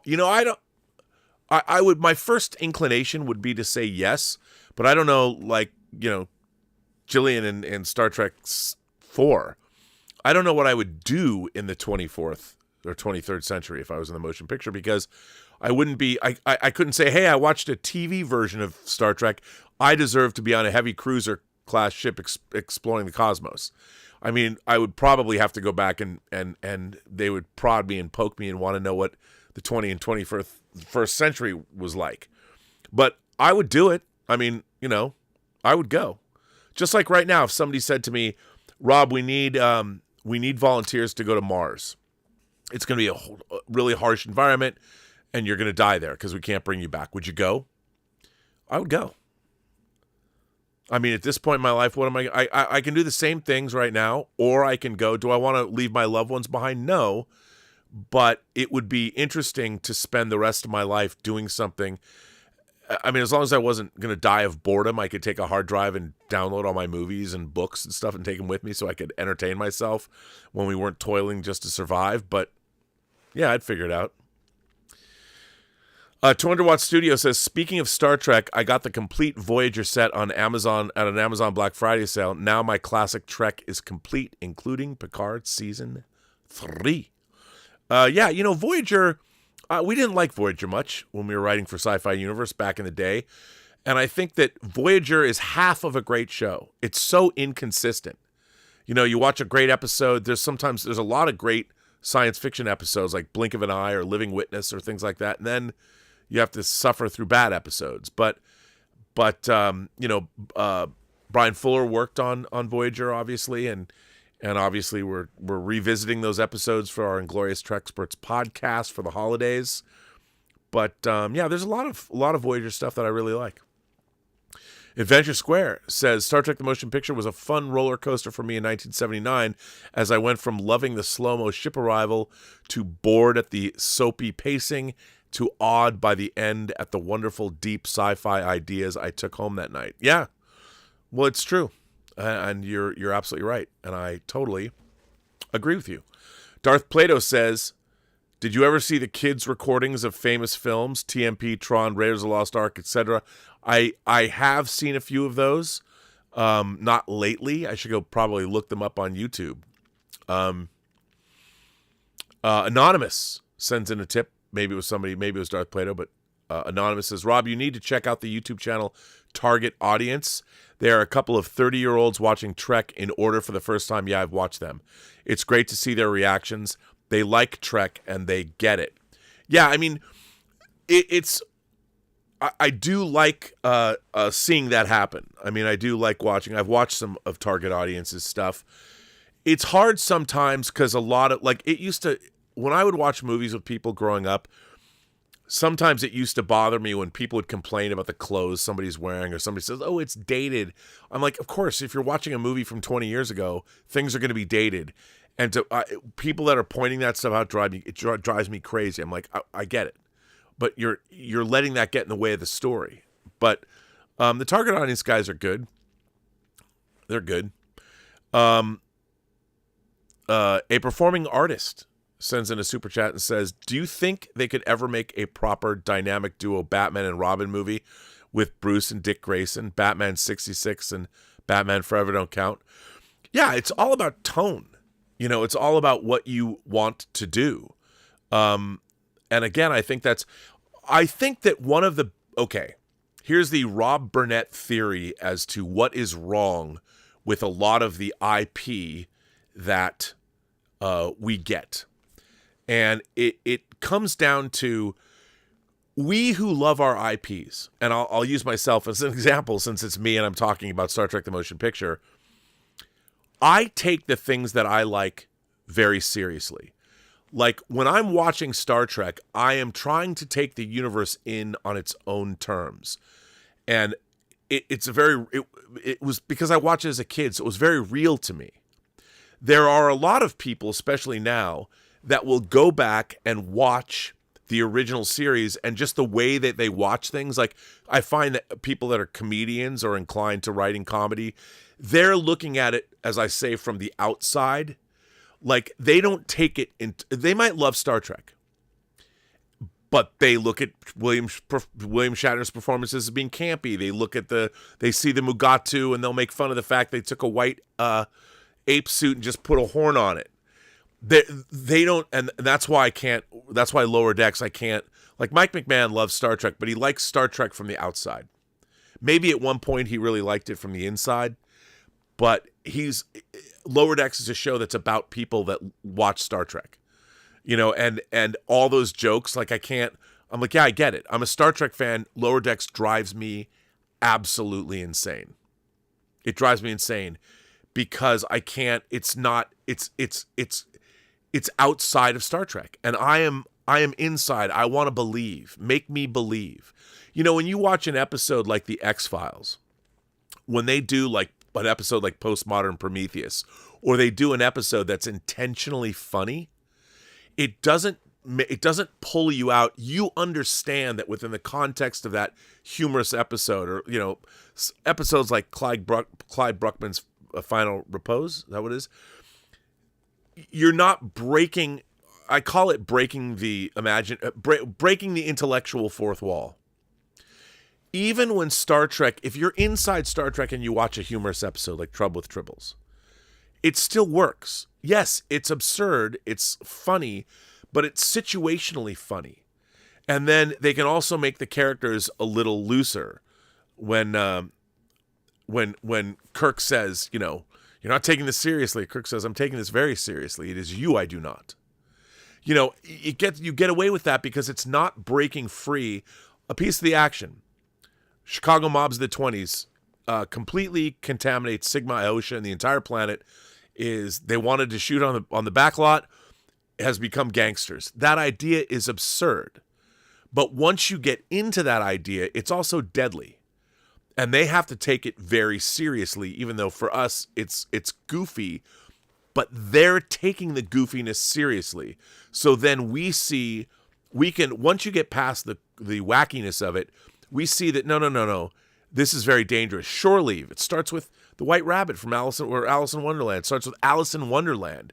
And then you realize very quickly that you could die here. And so, but a lot of people look at Star Trek and they can never take it seriously. They can't take the effects seriously. They can't take the set seriously. And they might like it, but they don't like it the way that I like it, which is okay for them. But then when they get into positions of power and they get to make Star Trek, they never take it seriously. And they think that the people that like it, that the audience is somehow lesser. And that's the thing that drives me crazy, is that so often, like Joel Schumacher making Batman Forever and Batman and Robin. Joel Schumacher was thinking that Batman is like camp. And he set out, again, he was making a campy movie. Both of those movies are incredibly campy because Joel Schumacher doesn't take Batman seriously. He wasn't reading Denny O'Neill's Batman movies or Batman comics in the 70s. He wasn't reading he wasn't reading The Dark Knight Returns. He doesn't, so he never saw Batman as anything but a funny character. And in a way, Tim Burton's movies are funny, kind of funny and weird too, but in a different way. But we see them differently. Like the Christopher Nolan Batman movies took themselves very seriously. The MCU at its best believed in its universe as well and made us believe too. And the problem with a lot of modern IPs is Star Trek doesn't take itself seriously. Strange New Worlds is a show that is outside Star Trek. It doesn't make us believe in that reality. There's no shred of believability in Strange New Worlds. Not a shred. Because it's not taking itself internally seriously. It doesn't make you believe. And I think that's a problem. Because you have creators that don't believe in Star Trek. Akiva Goldsman can say that he likes Star Trek, but he likes Star Trek from the outside. You know, you need to have filmmakers, whether you like Denis Villeneuve's Dune or not, it's very apparent that he's inside that universe. You might not like all of his choices, but he's deep inside that universe. He's not outside. And what you want is creators that are inside their IPs, not outside of them. It's hard to be that way, but that's what you want, I think. Let's see. So back to your question. I think that if you wanted to make, you could make a Batman series that had Batman and Robin that doesn't have to be like the 60s show, but it could be a lot of fun. It could be fun and buoyant, and it doesn't necessarily have to be campy. I mean, look, I was a big fan of Batman and the Outsiders and that comic when it first came out. And it had crazy villains and people like Halo and Katana, and it was funny. Or the Justice League comic book that J.M. DeMatteis and Keith Giffen did, which was a hilarious comic. I mean, you can make it work. You can make it work. 200 Watt Studio says, people of the original generation will never have the feeling of awe and love that we did with the Enterprise flyby. 200 Watt Studio says, I mean people that weren't part of the original generation of the original Star Trek, of TOS. No, it's true. And also you can't, I don't blame people if you're 25 years old and if you've never seen Star Trek and somebody sits you down to watch Star Trek, it's going to be very hard for that person who's grown up with all these effects and all this amazing wonder to go back and watch the original series. It's very difficult to do that. Just like I've said to people, I'm a huge James Bond fan. I love the Bond franchise. I think it's hard for people today, say people who are under 30, to go back and watch Dr. No and find it engaging. Simply because of everything they've seen. You have to, like I've said on this channel before, you have to train yourself to be able to do these things. Watching movies is a skill. And there's people that just don't learn how to put their headspace in a place where they can go back and watch a black and white movie or watch a different kind of a movie. You have to learn it. You have to teach yourself how to do it. And if you don't, you're not going to be able to hang with that. So 200 Watt Studio, I agree with you. It's hard to go back and show people things. Look, I think Doctor Who is another perfect example of it. If you started watching Doctor Who with the new series, in 2005, if you've only been watching Doctor Who, and that's the first Doctor Who and the only Doctor Who you've ever seen, and you try and go back and watch like Tom Baker, shot on videotape, the exteriors are shot in 16 millimeter, it's going to be rough for you. It's rough, and I get it. Because things have changed. I love the science fiction show Blake 7 that's being re-released on Blu-ray with new effects. But I couldn't recommend I think it's great, but I couldn't recommend Blake 7 to everybody. Just because the way it was shot and the way it was produced. One of my favorite things that's ever been broadcast on TV is I, Claudius. Shot on videotape, set in ancient Rome, deals with the Caesars. A lot of people couldn't hang with that now. There are people that have grown up. Soap operas don't even look the same as they used to because they're not shot on videotape anymore. I mean, you can still tell they're soap operas, but back in the day, there's a certain look. I, Claudius, I think, is one of the greatest TV shows I've ever seen, one of the greatest things I've ever seen in my life. But I don't think a lot of people today would agree with me, unfortunately. They should, but they won't. So Thomas Logan says, part 1. Would you help the crew avoid the events of Wrath of Khan? You think you'd make it into Starfleet Academy at this age and graduate? No, I mean, I look, there are things I would never make it into Starfleet Academy. You know, I'm old. I think you'd have to be young. I mean, I wouldn't even be, I wouldn't know the first thing about the technology that exists, the mathematics that exists. I wouldn't know anything. I would be completely a man out of time. I think I'd be fairly useless if I was in the 23rd century or 24th century, unfortunately. But, you know, of course, I'd like to be captain of a starship.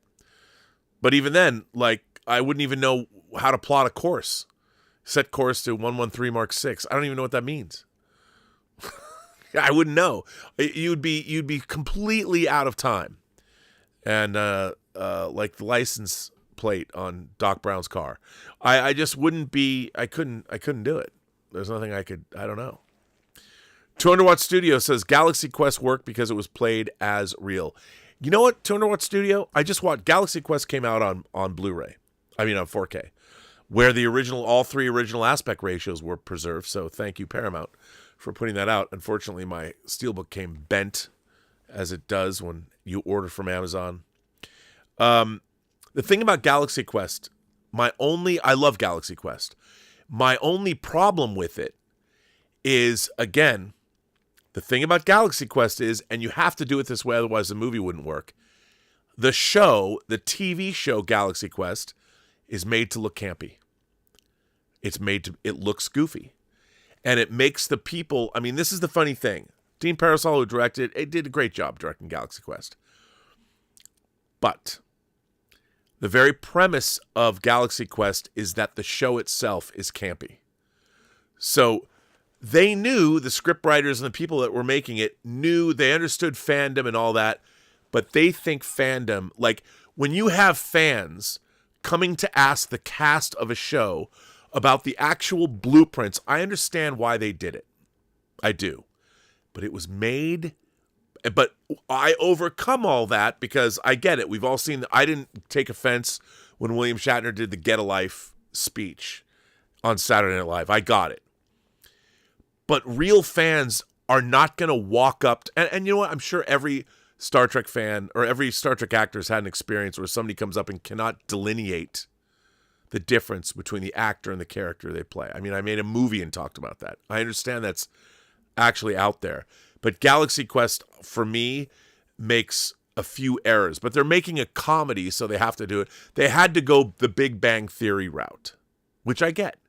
But that's the problem, is that all of fandom in pop culture, with a few exceptions, has always taken, like when I couldn't watch Big Bang Theory because it was taking the popular idea of what fandom is and putting it on screen. And I object to that. And while I can watch Big Bang Theory and be entertained by it, it always bothered me because it took that idea that fans are inherently goofy. And that's what Galaxy Quest does. And Galaxy Quest makes the show Galaxy Quest that they show you at the beginning of the movie inherently goofy. And for me, I'm like, by doing that, what you're telling an audience is that the people that love Galaxy Quest don't know what's good. And that's what I can't stand. It makes all fans look like we own. Fans, science fiction fans, are some of the most discerning people I've ever met. We know what's good and bad. Fandom knows. Fandom is not stupid. The reason Star Trek existed and fandom has existed for so long is not because we love goofy camp shit. It's not the equivalent of Rocky Horror Picture Show. People took Star Trek seriously because it took itself seriously. That's why we loved it. Star Trek now transcends the time it was made. And this is what people don't understand. And that's why I'm like, the people that are making J.J. Abrams, every one of his fucking interviews he gave when Star Trek 2009 came out, I never liked Star Trek. It was too intellectual. Yeah, I know. That's why you directed that fucking movie and you did a fourth wall breaking joke with Chekhov, which is the dumbest shit I've ever seen. $175 million and the computer can't understand his bad Russian accent. You have an actor that can speak. See, I've done this rant before. Namaste. I won't do it. I can't do it. I'm not getting on that old that I'm up to it. I ain't going, Mr. Quint. I ain't going. DUI Champ says, I love Kevin Smith, but when I watch An Evening with Kevin Smith and he insults that beautiful scene when Kirk and Scotty are in the Enterprise refit and dry dock, I always scream, fuck off. Well, but here's the thing. That scene has now become, it's a meme. When people point to the what's wrong with Star Trek the Motion Picture, that's just the go-to thing that's wrong. They flew around the Enterprise for 5 minutes. Okay, you can, and I get it. It takes forever. But Star Trek fans, if you're inside Star Trek, if you're inside the franchise, we all know what that means to Kirk. And that scene is watching a man come back to his first love, which is his ship. And his first love has never looked better, let me tell you. I mean, come on. He's looking at his old love, it's he's seeing her the best she's ever looked ever with that pearlescent paint job. I mean, come on. My God. And that's what, it's easy to criticize something like that. And from Kevin Smith's perspective, I get it. That's where Kevin Smith will always be outside of Star Trek. He's one of those guys, when it comes to Star Trek, he's outside of it. He's a comedian too. So he was inside probably of Star Wars, but even then, when you do the rant in Clerks, and then the rant in Chasing Amy, which is great, but with Star Trek, it's just taking a shot at that's so yawn-inducing. Because anybody who wants to criticize Star Trek the Motion Picture, you get to make fun of Shatner, you get to make fun of flying around the Enterprise for 5 minutes. Well, one, they just used all the shots they had. They didn't have time to edit that stuff down. And two, it was awesome. 200 Watt Studio says that episode where the crew was turned into Vulcans was community theater. Well, that episode hasn't even aired yet. We've only seen the clip, and it's the dumbest shit I've ever seen. I mean, that episode, whatever that episode is, we haven't seen it because it's in the 3rd season. Everything they showed us was so monumentally stupid. That was a Saturday Night Live sketch when everyone gets turned into Vulcans and they think and talk like Vulcans all of a sudden. Makes no sense. Just because you're physiologically a Vulcan, you're going to think like what? And this is the thing that I can't stand. It's the lack of imagination. That's kindergarten thinking. Or as Spock said about Khan in Star Trek II, The Wrath of Khan, it's two-dimensional thinking. That isn't witty. That's not funny. That's just stupid. And everybody's acting stupid, and you're all supposed to laugh. They don't get it. The people that are making Star Trek Strange New Worlds are outside of Star Trek. No one more so than Akiva fucking Goldsman.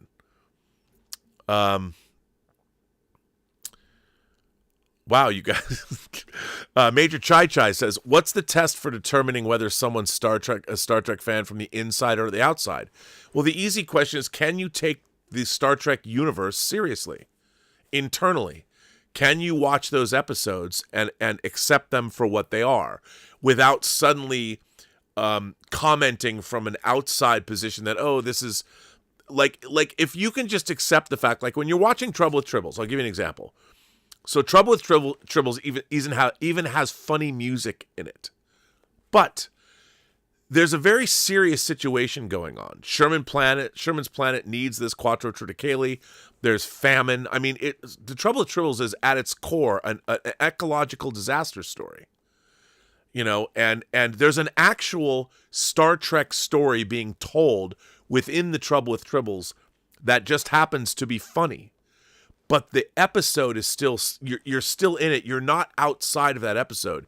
You're still in it, even though it's funny, because the characters are still, and a perfect example is when the bar fight starts with the Klingons. And Kirk is dressing down. He's trying to find out, well, who started the fight? And then there's the scene, he's walking, I know you started the fight. And the thing is, when he finally confronts Scotty, and Scotty's like, so, and Scotty tells Kirk, they insulted you. they insulted you, Captain. and he's like, that's when you started the fight with the Klingons. And Sky's like, no, we're man enough to take a few insults. And then Scotty admits that he started the fight when they called the Enterprise a garbage scow. Now, that's funny because it plays off Kirk's ego, but it also is what Scott would do. Like, Scott says this without irony. So it's a character building moment, and it's also funny that we can recognize, but it doesn't compromise the situation. But it's funny within the Star Trek universe.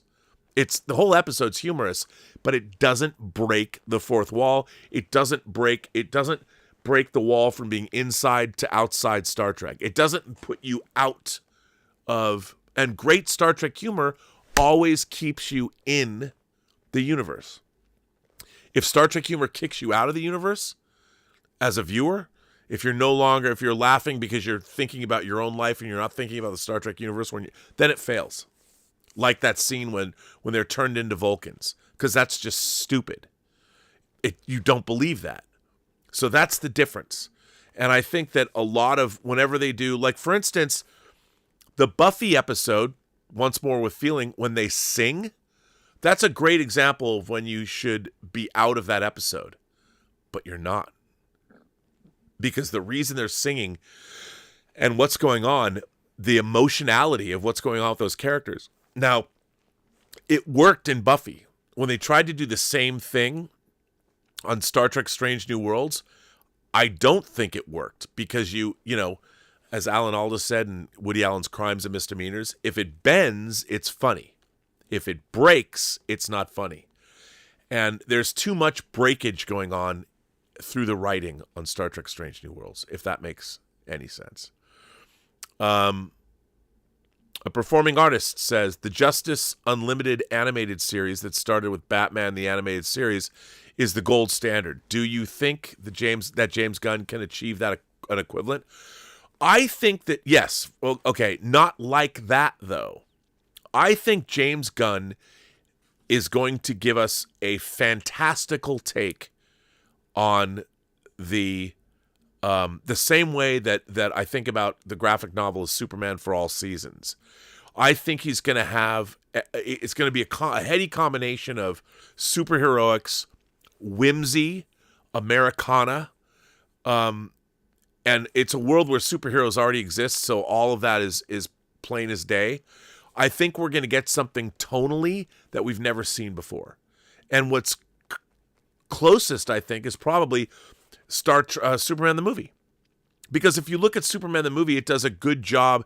In the beginning, it's this sweeping Americana epic, even though it was filmed in Alberta, where you're in Smallville.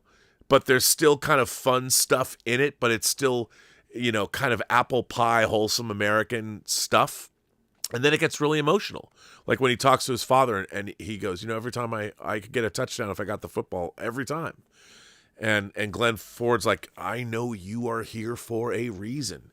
And suddenly it gets really emotional again. And I think James Gunn is going to be able to do that with all of these different colors. And it's going to be whimsical. It's going to be fantastical. It's going to be humorous. It's going to be sweeping and epic and romantic. It's going to be all of those things.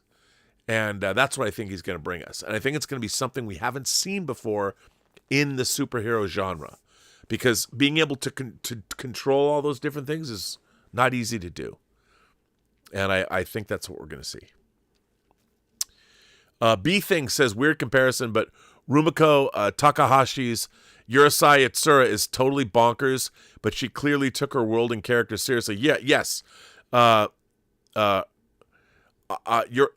Urusei Yatsura. I used to read those comics, and I like them. And I think you're right.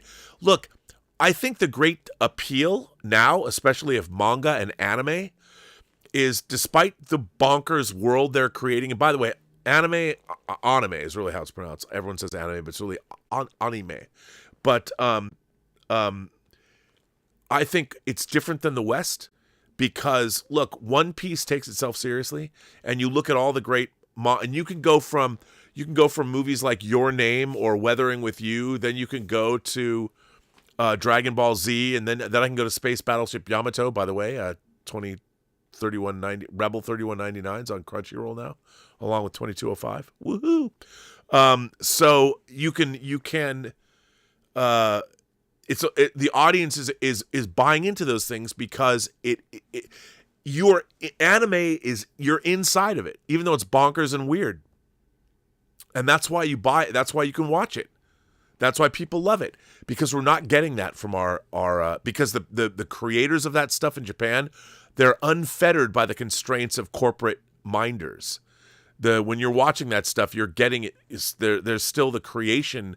The creators that are making it care. They're not being picked.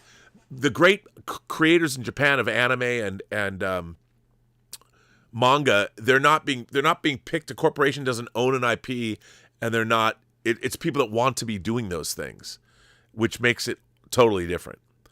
200 Watt Studio says Big Bang Theory mocked fans. I met Sarah from Superman 2 once. I did too. I hung out with her at Lola's. She's awesome. And she commented on how smart sci-fi fans are. That's true. I couldn't watch Big Bang Theory because it was like watching a series about the Saturday Night Live sketch from Saturday Night Live, of the Shatner sketch. And it's like, I get it. I understand that. And plus, well, you know, it's the popular culture version of what a fan is. And I hate that. I hate that. B Thing said, Star Trek got me into Shakespeare and Sherlock Holmes. It's not silly. I agree. Absolutely. And that same with me. I mean, it got me looking at classical music. It got me reading books, all kinds of things. I mean, Star Trek is a smart show, and I think it appeals to smart people. Thomas Logan says, Part 3. Do you save Spock from his fate in Wrath of Khan? Do you warn Kirk of his fate in Generations? How do you justify having such knowledge of the future for everyone? No. Well, first of all, a lot of those things, Wrath of Khan, I don't think that if Spock, I wouldn't have changed his fate because the Enterprise would have been destroyed in the explosion of the Genesis torpedo. So everybody would be dead. So I would have to let that play out. I would save Kirk from Generations because Generations sucked. And the Nexus was stupid. So I would be like, yeah, just don't go on the Enterprise B. I know they want you to go there, but unless Spock and McCoy are going to go with you, don't go. Don't go. So I would save him from his fate. 200 Watt Studio says that the flyby showed the pride in Scotty and Kirk. Absolutely. They were proud of that ship, their home, and our home, too.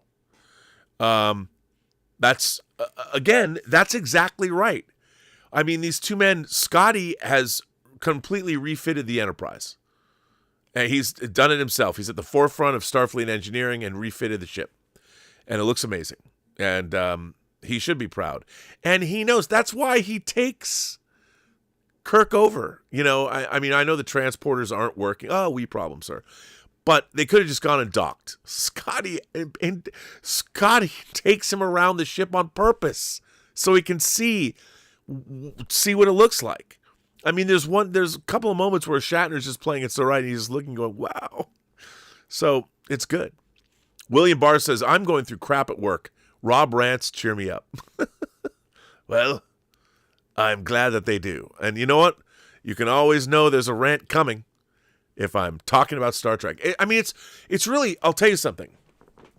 That Otoy short, the thing about that Otoy short is it's the tone of it that made it so great. And what we are missing is Star Trek is no longer, there is no reverential tone in it. It's almost borderline, it's almost a borderline comedy. The characters, it has no gravitas. Star Trek has no gravitas, even though they want it to have a gravitas, but it's almost like the people that are watching or making these new shows think that Star Trek is this thing without understanding its many things. Discovery thought Star Trek was this one particular kind of thing where characters have to talk like this and people have to treat each other like this. And every time we're talking about, you know, we want to make sure we're so sensitive and caring and this, that, and the other thing. And I'm like, Star Trek is an action-adventure show. It is an action-adventure anthology about really smart people that are really good at their jobs. You know, and they're well-drawn human beings and multifaceted. And they're also the best at their jobs. They're the best at what they do. And I think that's what is so strange. I don't believe the people on these new Star Trek shows are the best at what they do. I don't believe that they can solve any problem. There's a credibility issue with modern Star Trek with me because the characters, I just don't believe them. And it's because they're not well drawn. They haven't made anyone believe in that universe. They've coasted on the fact that it's a Star Trek show.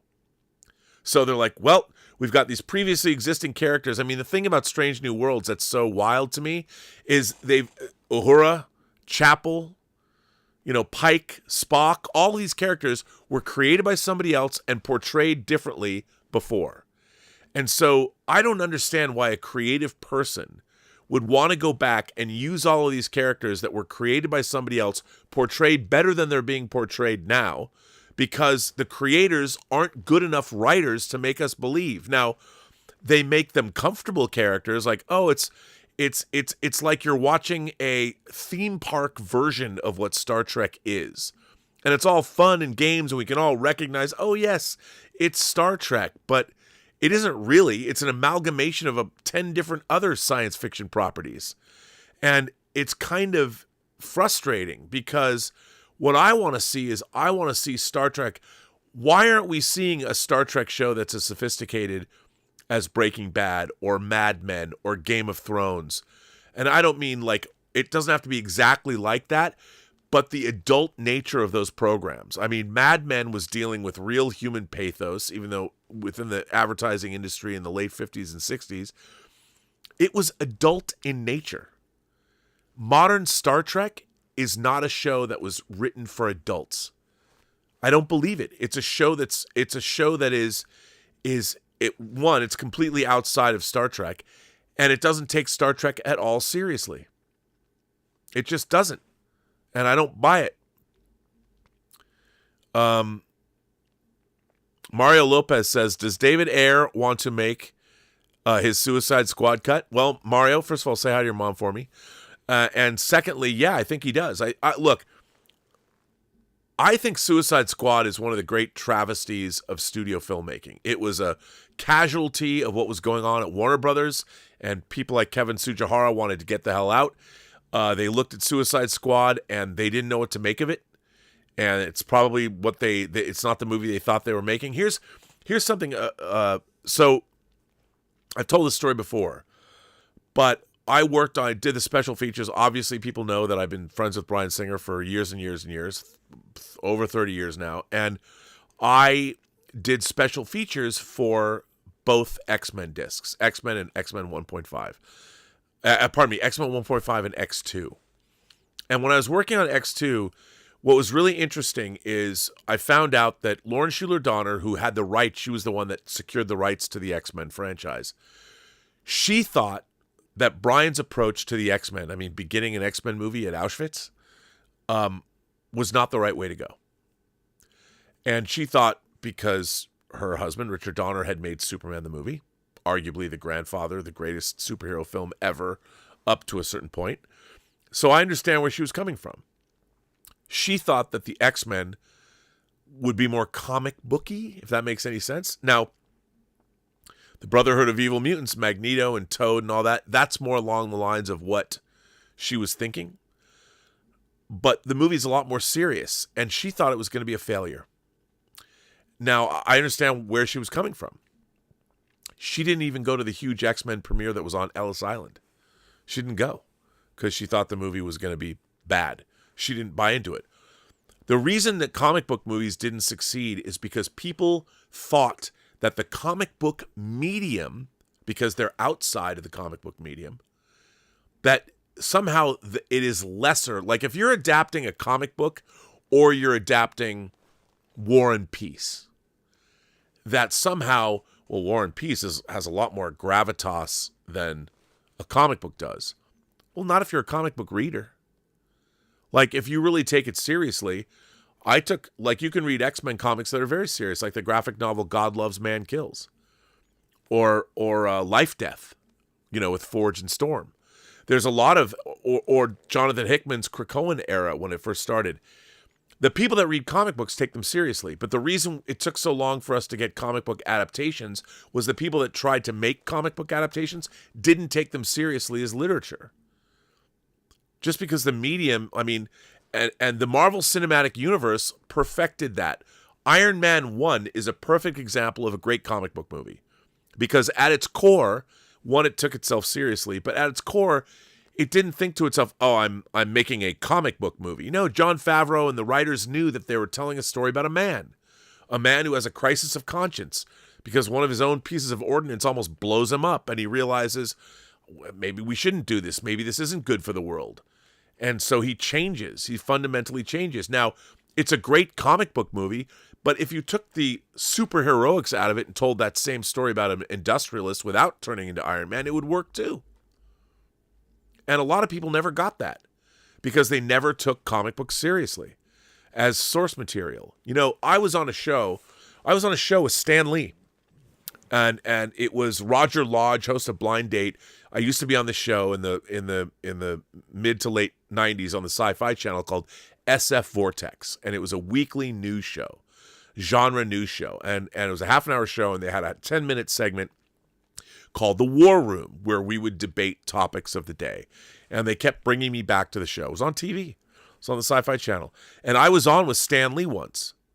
And even Stan Lee said that about Spider-Man, that it doesn't matter who plays Spider-Man because when they're in the cowl, no one sees him. And I said on the show to Stan Lee, I said, okay, but when you're making a movie, whoever plays Peter Parker is the most important character because you have to make us believe in Peter Parker. Now, for Stan Lee, he didn't have to do that because he was writing a comic book, and Spider-Man himself, can be Spider-Man in most of the comic. But in a movie, it's totally different. So I had a difference of opinion. At the end of the episode, he made a DC joke. He goes, I think you're from Krypton. I don't know what that meant, but he did say that to me. It wasn't, but I was trying to make the point that Peter Parker is the most important. If you're going to make a Spider-Man movie, Peter Parker is the most important thing about that movie. And who plays Peter Parker, the movie will live and die. And that's why they couldn't get a Spider-Man movie made for the longest time. James Cameron couldn't do it. And Sam Raimi came along, and Tobey Maguire for that time was the great Spider-Man, was the great Peter Parker. Because a Spider-Man movie is not about Spider-Man. Spider-Man movie is about Peter Parker. Whereas a Batman movie or a Superman movie, which one's the real person and which one's the disguise? Do we go back to the Kill Bill Volume 2 explanation of what Bill says about Superman or not? I don't know. It's up to you. You have to decide. But I think that was the real problem, is that a lot of people took comic book material not serious. And you got to treat it like any other literary adaptation. But they didn't know that. 200 Watt Studio says it's the Edith Keeler situation. In Khan, Spock has to die. Yes. I mean, the whole movie does set up the fact that Spock has to die. And remember, Leonard Nimoy wanted to go out, like Han Solo wanted to die in Return of the Jedi, and he should have. But the only way they got him back was to direct, and I understand that, but that the whole movie is set up to do that, and that's why it's such a great movie. They had to tack on that end. They went and shot at Golden Gate Park with the torpedo tube to give the idea that, somehow we'll write in a way that Spock can come back. But that film works so well because Spock's death is earned, and it's something that is set up from the very beginning of the movie in the simulator. The no-win scenario, the Kobayashi Maru scenario, it's all beautifully set up. So yeah, it is an Edith Keeler situation. 200 Watt Studio goes on to say, the Saved by the Bell revamp took itself more seriously than Strange New Worlds. Yeah, I know. Well, that's the thing, because Saved by the Bell, the first one, was kind of a goofy show because it was for kids. I totally get it. The Elusive sends in a super chat and says, I've always loved the motion picture. It's, in my opinion, the most Star Trek of all the films. Couldn't agree more. A journey into the unknown and the love of not knowing of tomorrow. This simple feeling is beyond V'ger's understanding. Love it. And that's what I was saying. I totally love it too. We park our shuttlecrafts in the same shuttle bay. A performing artist says, I call it now. Frank Miller's The Dark Knight Returns will be made with Christian Bale and probably Chris Nolan, foreshadowed by the Bat Tank in The Dark Knight and The Dark Knight Returns. Hey, you know what? What do they do about the Joker? A new Joker? I mean, I don't know. I don't necessarily think that The Dark Knight Returns needs to be turned into a movie. We know it. They did it in which is, I thought it was pretty good. The animated film, the two-parter. It was 2 parts. But the I don't know, man. I don't know. This is a good question. DUI Champ says, how can you claim the original series served Uhura's character better than Strange New Worlds? She had nearly no screen time, almost no contribution to the story, and didn't even have a first name. Uhura is now integral to the stories. You're right. But Uhura was not the main character of the story at all. The story was focused on Kirk, Spock, and McCoy. Now, I agree with you. I think that the problem is they put Uhura at the forefront, and she's what's her rank? Cadet? Ensign? I mean, they've made her a main character, which I think is great. That's different, and I don't have a problem with them giving Uhura more story time. I have a problem with Uhura being on the Enterprise on that show in the first place. I would ask you why. See, here's the thing. You also have to take into account what was going on at the time and what the show is, and it was pitched as a wagon train to the stars. The stars of that show are William Shatner, DeForest Kelley, and Leonard Nimoy. Uhura was a peripheral character. And the fact that they put a black woman on the bridge of the Enterprise at that time on American television was groundbreaking. Not just the first forced interracial kiss on American television in a drama. It's not just that, but her very presence there was groundbreaking. But she wasn't the star of the show.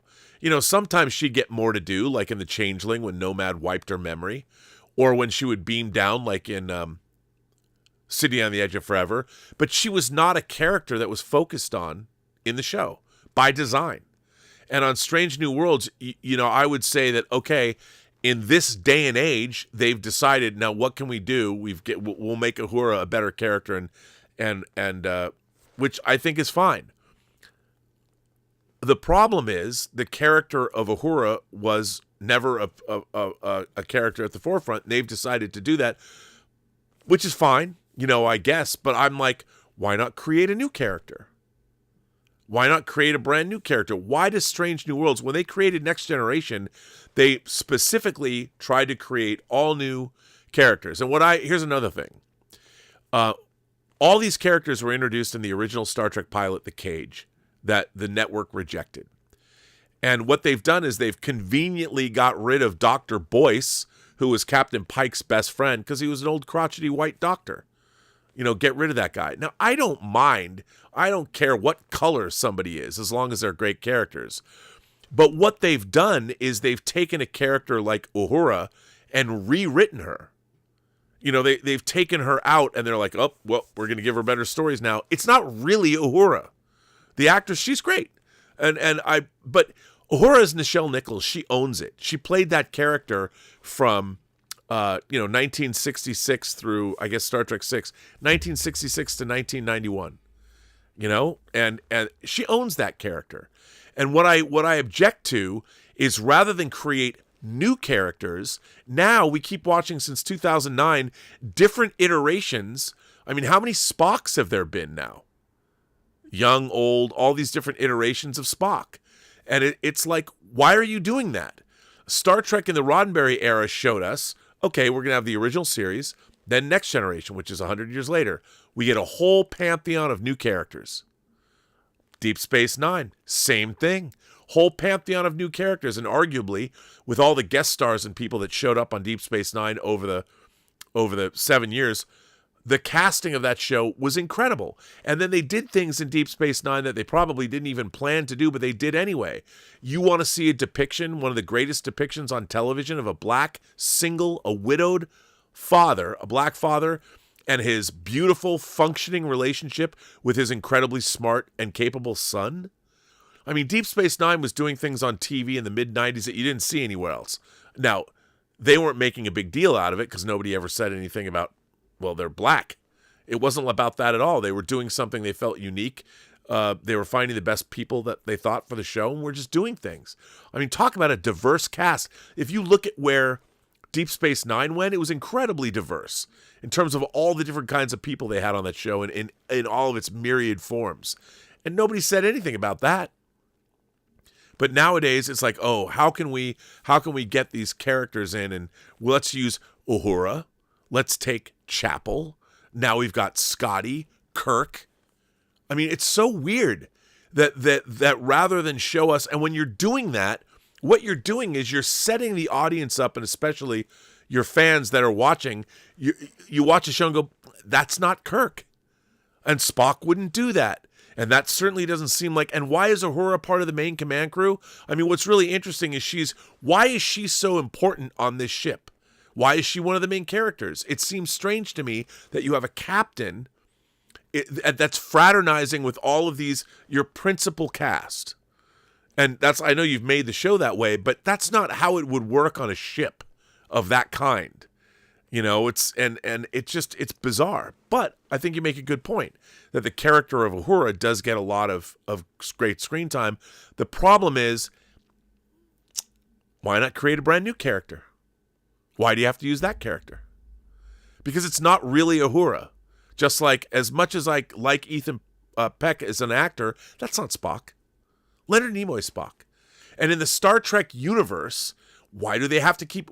It's so bizarre that for Star Trek from 1966 to 2005, whether you have a prequel show like Enterprise, or you have Next Gen, Deep Space Nine, and Voyager, all those shows created brand new characters that were unique to that show and those situations, which meant that the audience is not grappling with the fact that we're seeing these characters that we've seen before. Like, it's so weird to me that the Cage, like, Captain Pike is a cool character. He was in, one episode, but it was rejected. Bruce Greenwood was the best thing about Star Trek 09. Your father was a starship captain for 8 minutes. I dare you to do better. That was a great scene. I love that scene. And the rest of the movie is gobbledygook, but I know people love it. Ooh, it's action adventure. It's not Star Trek. But I don't understand why they keep doing this. Why don't they create a brand new set of characters? And when they do in Discovery, I don't believe any of them. I don't believe any of those people would wind up on a starship. They certainly don't act like it. And you're watching the show and I'm like, why can't you make me believe? Why? Because they don't believe in Star Trek. They don't believe in it. They want to make it the way they think it should be. And it drives me fucking crazy. And that's the thing. When you're talking about, like, Uhura, she wasn't the star of the show. In the original series, she's a character that was on the periphery. And she was never going to get an episode. They weren't going to make an episode about Lieutenant Uhura. Ever. Because she wasn't the star. With Strange New Worlds, they decided to make her part of the main crew, which is weird because they didn't create that character. And I don't know why. I mean, they have a lot of characters in The Cage. It's so weird that in The Cage, they have all these characters. And there's a lot of them, but they're predominantly male. So they have to figure out a way to... And I get that because we live in a different time. So, create new characters. Don't hand down characters that previously existed and then turn them into different things than they were. I mean, it's weird. It's bizarre. And for Star Trek, which is a franchise that already showed you the way... I mean, now we're getting another movie, Star Trek The Origin. Why? Why? We're getting a Starfleet Academy show that's set in the 30th century, but they're going to make the show just like it would be now. It's so weird. And Section 31, that new trailer that dropped today. Oh, there's the people. It's the people. Look, it's somebody from Let That Be Your Last Battlefield. Again, we're not supposed to know about those people, but it doesn't matter because none of them care and they don't know. And part of the appeal of Star Trek was the universe building. And while there's an incredible amount of inconsistencies between the original series all the way to Enterprise, there was at least some kind of, there's a lot of wiggle room. You could figure out in your own head canon how to make a lot of that stuff work. But that's just out the window with modern Star Trek. They don't care. They just don't care. And this weird idea that, we have to make Star Trek. Nobody believed when I was 5 years old, I knew that our past was not exactly Star Trek's past. Star Trek was an alternate universe. I never believed it was real.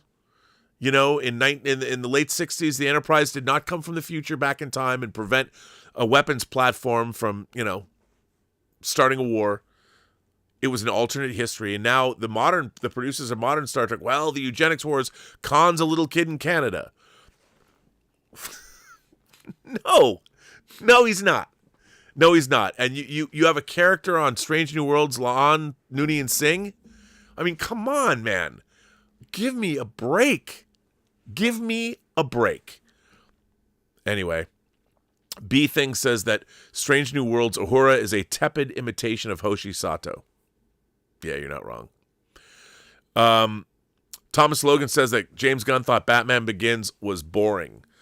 I can understand that. I think that Christopher Nolan went almost too grounded in a way. I like Batman Begins. I don't love Batman Begins. And I also think that Batman Begins, the plot doesn't make a whole Ra's al Ghul or Ra's al Ghul. But I understand. There's a lot of people that are not big. You're either a Nolan fan or you're not. I was on a show earlier tonight where somebody like Anthony, who I stream with, does not like Nolan's Batman movies, which I was like, really? Well,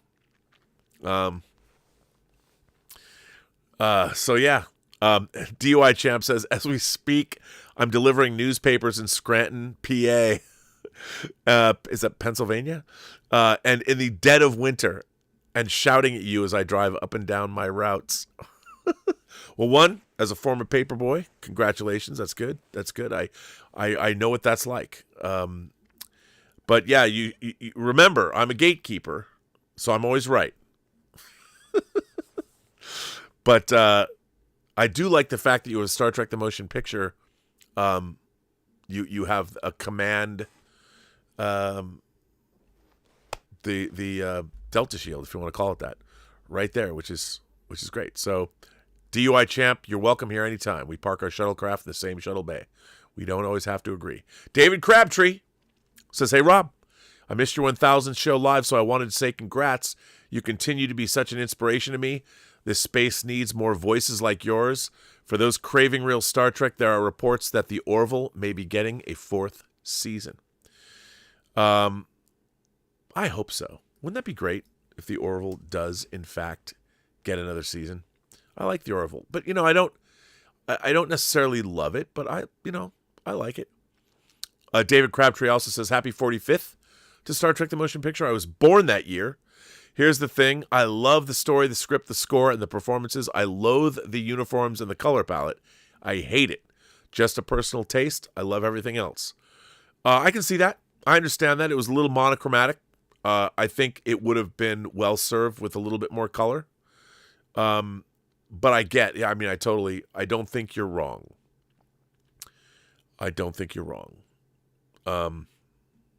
So, yeah. Destiny Captain says Voyager Endgame turns Janeway into a mass murderer like Anorax because she was bummed about Tuvok and Chakotay. Terrible ending. I don't disagree.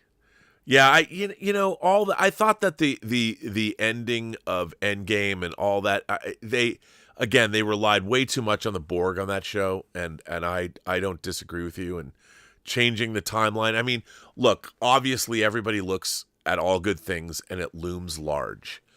But the thing about All Good Things is it was the culmination of, look, the Borg Queen didn't belong to Voyager.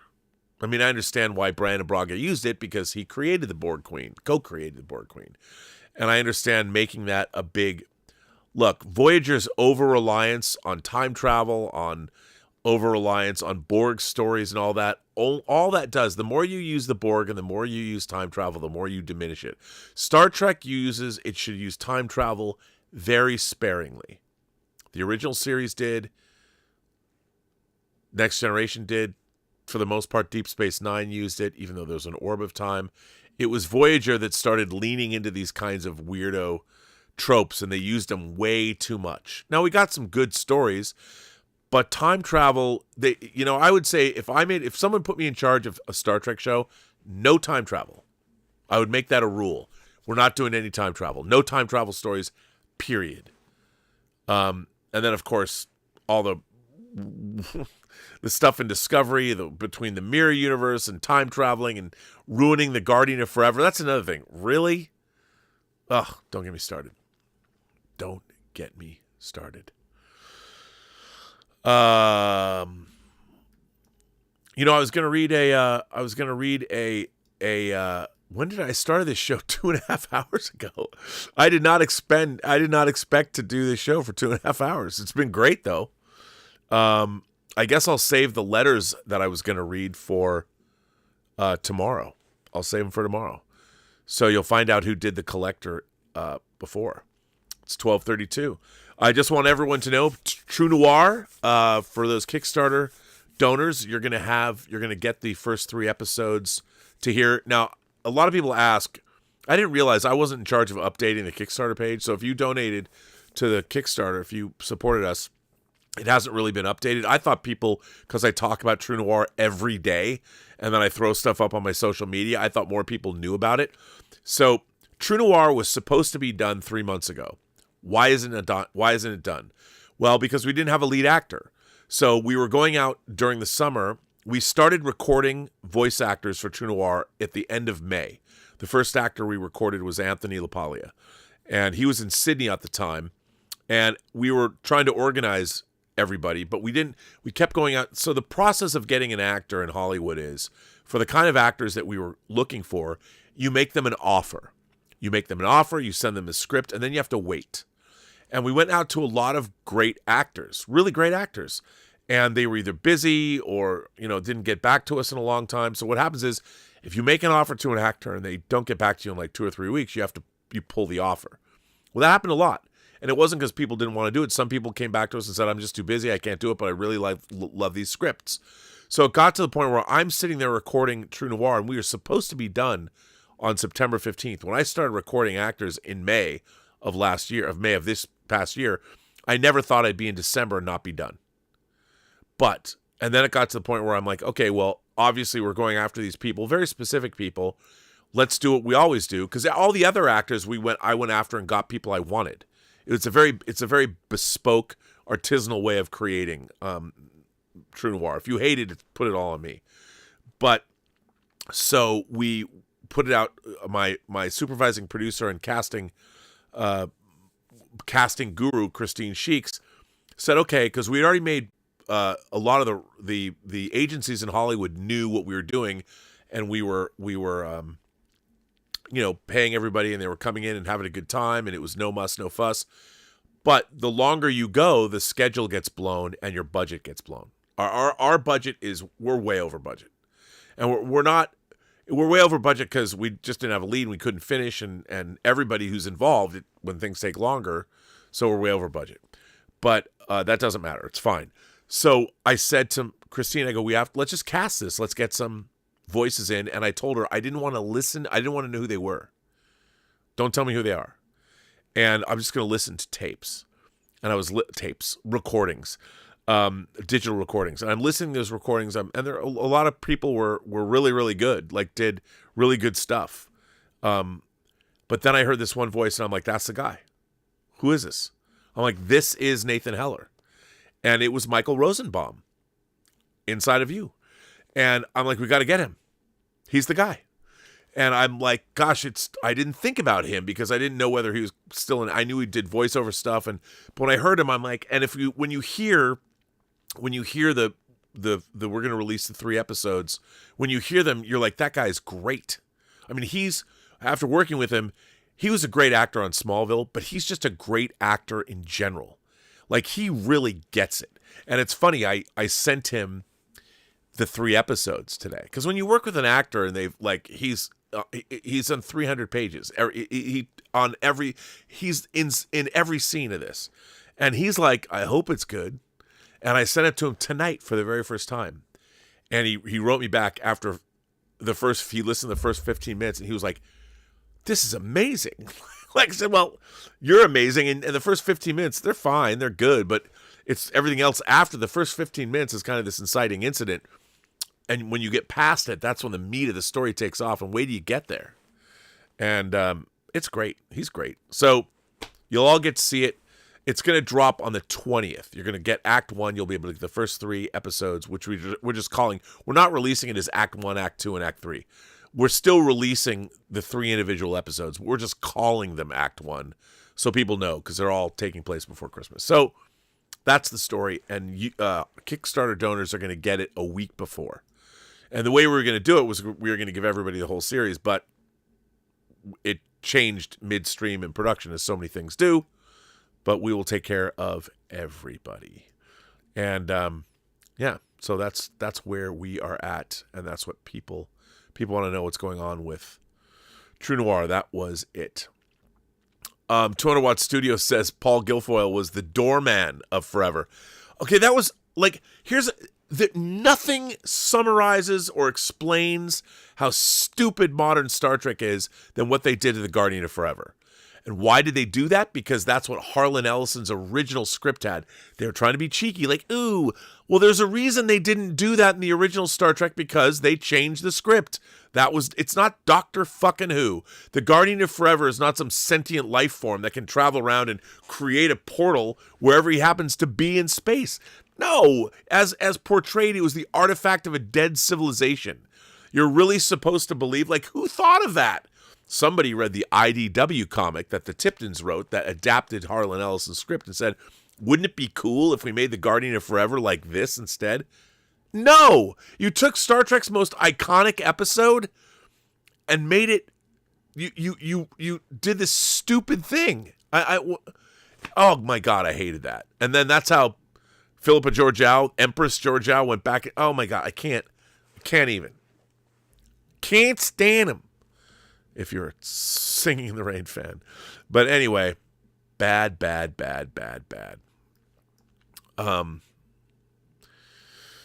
guess I'm going to end this show. And so I want to thank all of you for being here and enjoying it's now 12 o'clock, 12. I mean, I already started late, 2.5 hour show. Wild. I want to thank you all for being here. I want to thank you all for generously supporting this channel via super chats, tips, memberships, whatever. I love, a performing artist says, did you like Honora? I loved it. I think the Academy can be condescending toward a film that shows empathy for sex work life. Do you think they will recognize it? I hope so. I think Honora is one of the best films of the year. And yeah, I mean, look, it's so weird. Like you say that there's a stigma. I think there's more sex workers in the world now than there probably has ever been, thanks to OnlyFans. Do I think it's destroying intimacy in the greater culture? Probably. It certainly destroyed eroticism. Online pornography has completely destroyed eroticism, and I'm a fan. I mean, who doesn't love pornography? But when it's pervasive and everywhere, I'm more of a fan of doing it. You know? I mean, I can't imagine what it was like. I mean, to be a 13-year-old kid when I was 13 and to kiss a girl, to hook up, was like the greatest thing in the world. Now it's like, whatever. You know, I just watched a bukkake, a train. Somebody pulled a train on some girl. I watched 10 guys. It's just, I can't imagine what it's like to be a kid today. I just can't imagine where all of that discovery and that joy of being able to touch somebody for the first time and feeling them touch you is completely gone when you can go to the internet and see whatever you want to see, which you shouldn't see when you're too young. We couldn't do that. This is a new thing in the world, online pornography, and I'm not a prude. But I just think that it's taking the fun out of so much life. But I don't know about that. Condescending about sex work. I think sex work is so pervasive now. But I think Noir is just a great film. It's just a great movie. You know, Sean Baker is one hell of a filmmaker. And the Florida Project was great. I think that I think it's one of the best movies of the year. It really is. And I think it deserves all the accolades it should get. And if you haven't seen Noir, I can't believe they haven't been able to market that movie better than it is. I mean, people don't know how good that movie is, and it's maddening, absolutely maddening. I hate it. That movie should be a huge hit, and I don't know why it isn't, and it's very frustrating a performing artist. And I want to say to DUI Champ, I know you're out there working in the cold, the bitter cold of the morning, but I appreciate you and in Scranton delivering newspapers so people have their Sunday paper. I know how important that was when I was delivering papers. I had 53 papers on my route, and I know how people love, and I love the Sunday paper, so I made sure that everybody got it, and I had to carry those things, man. 53 Sunday papers. And on that note, every person you meet has a story to tell that you have yet to hear. All you have to do is listen. And listen you will to Dieter and I when we are back online at 11 a.m. Pacific for Let's Get Physical Media. And we're having a banger of a show on the 15th of Diciembre. So look out for that. We'll talk about that more tomorrow. Well, everybody, I hope you'll go watch the Director's Edition, the 4K Director's Edition of Star Trek The Motion Picture. I believe it's streaming. And as we say, live long and prosper.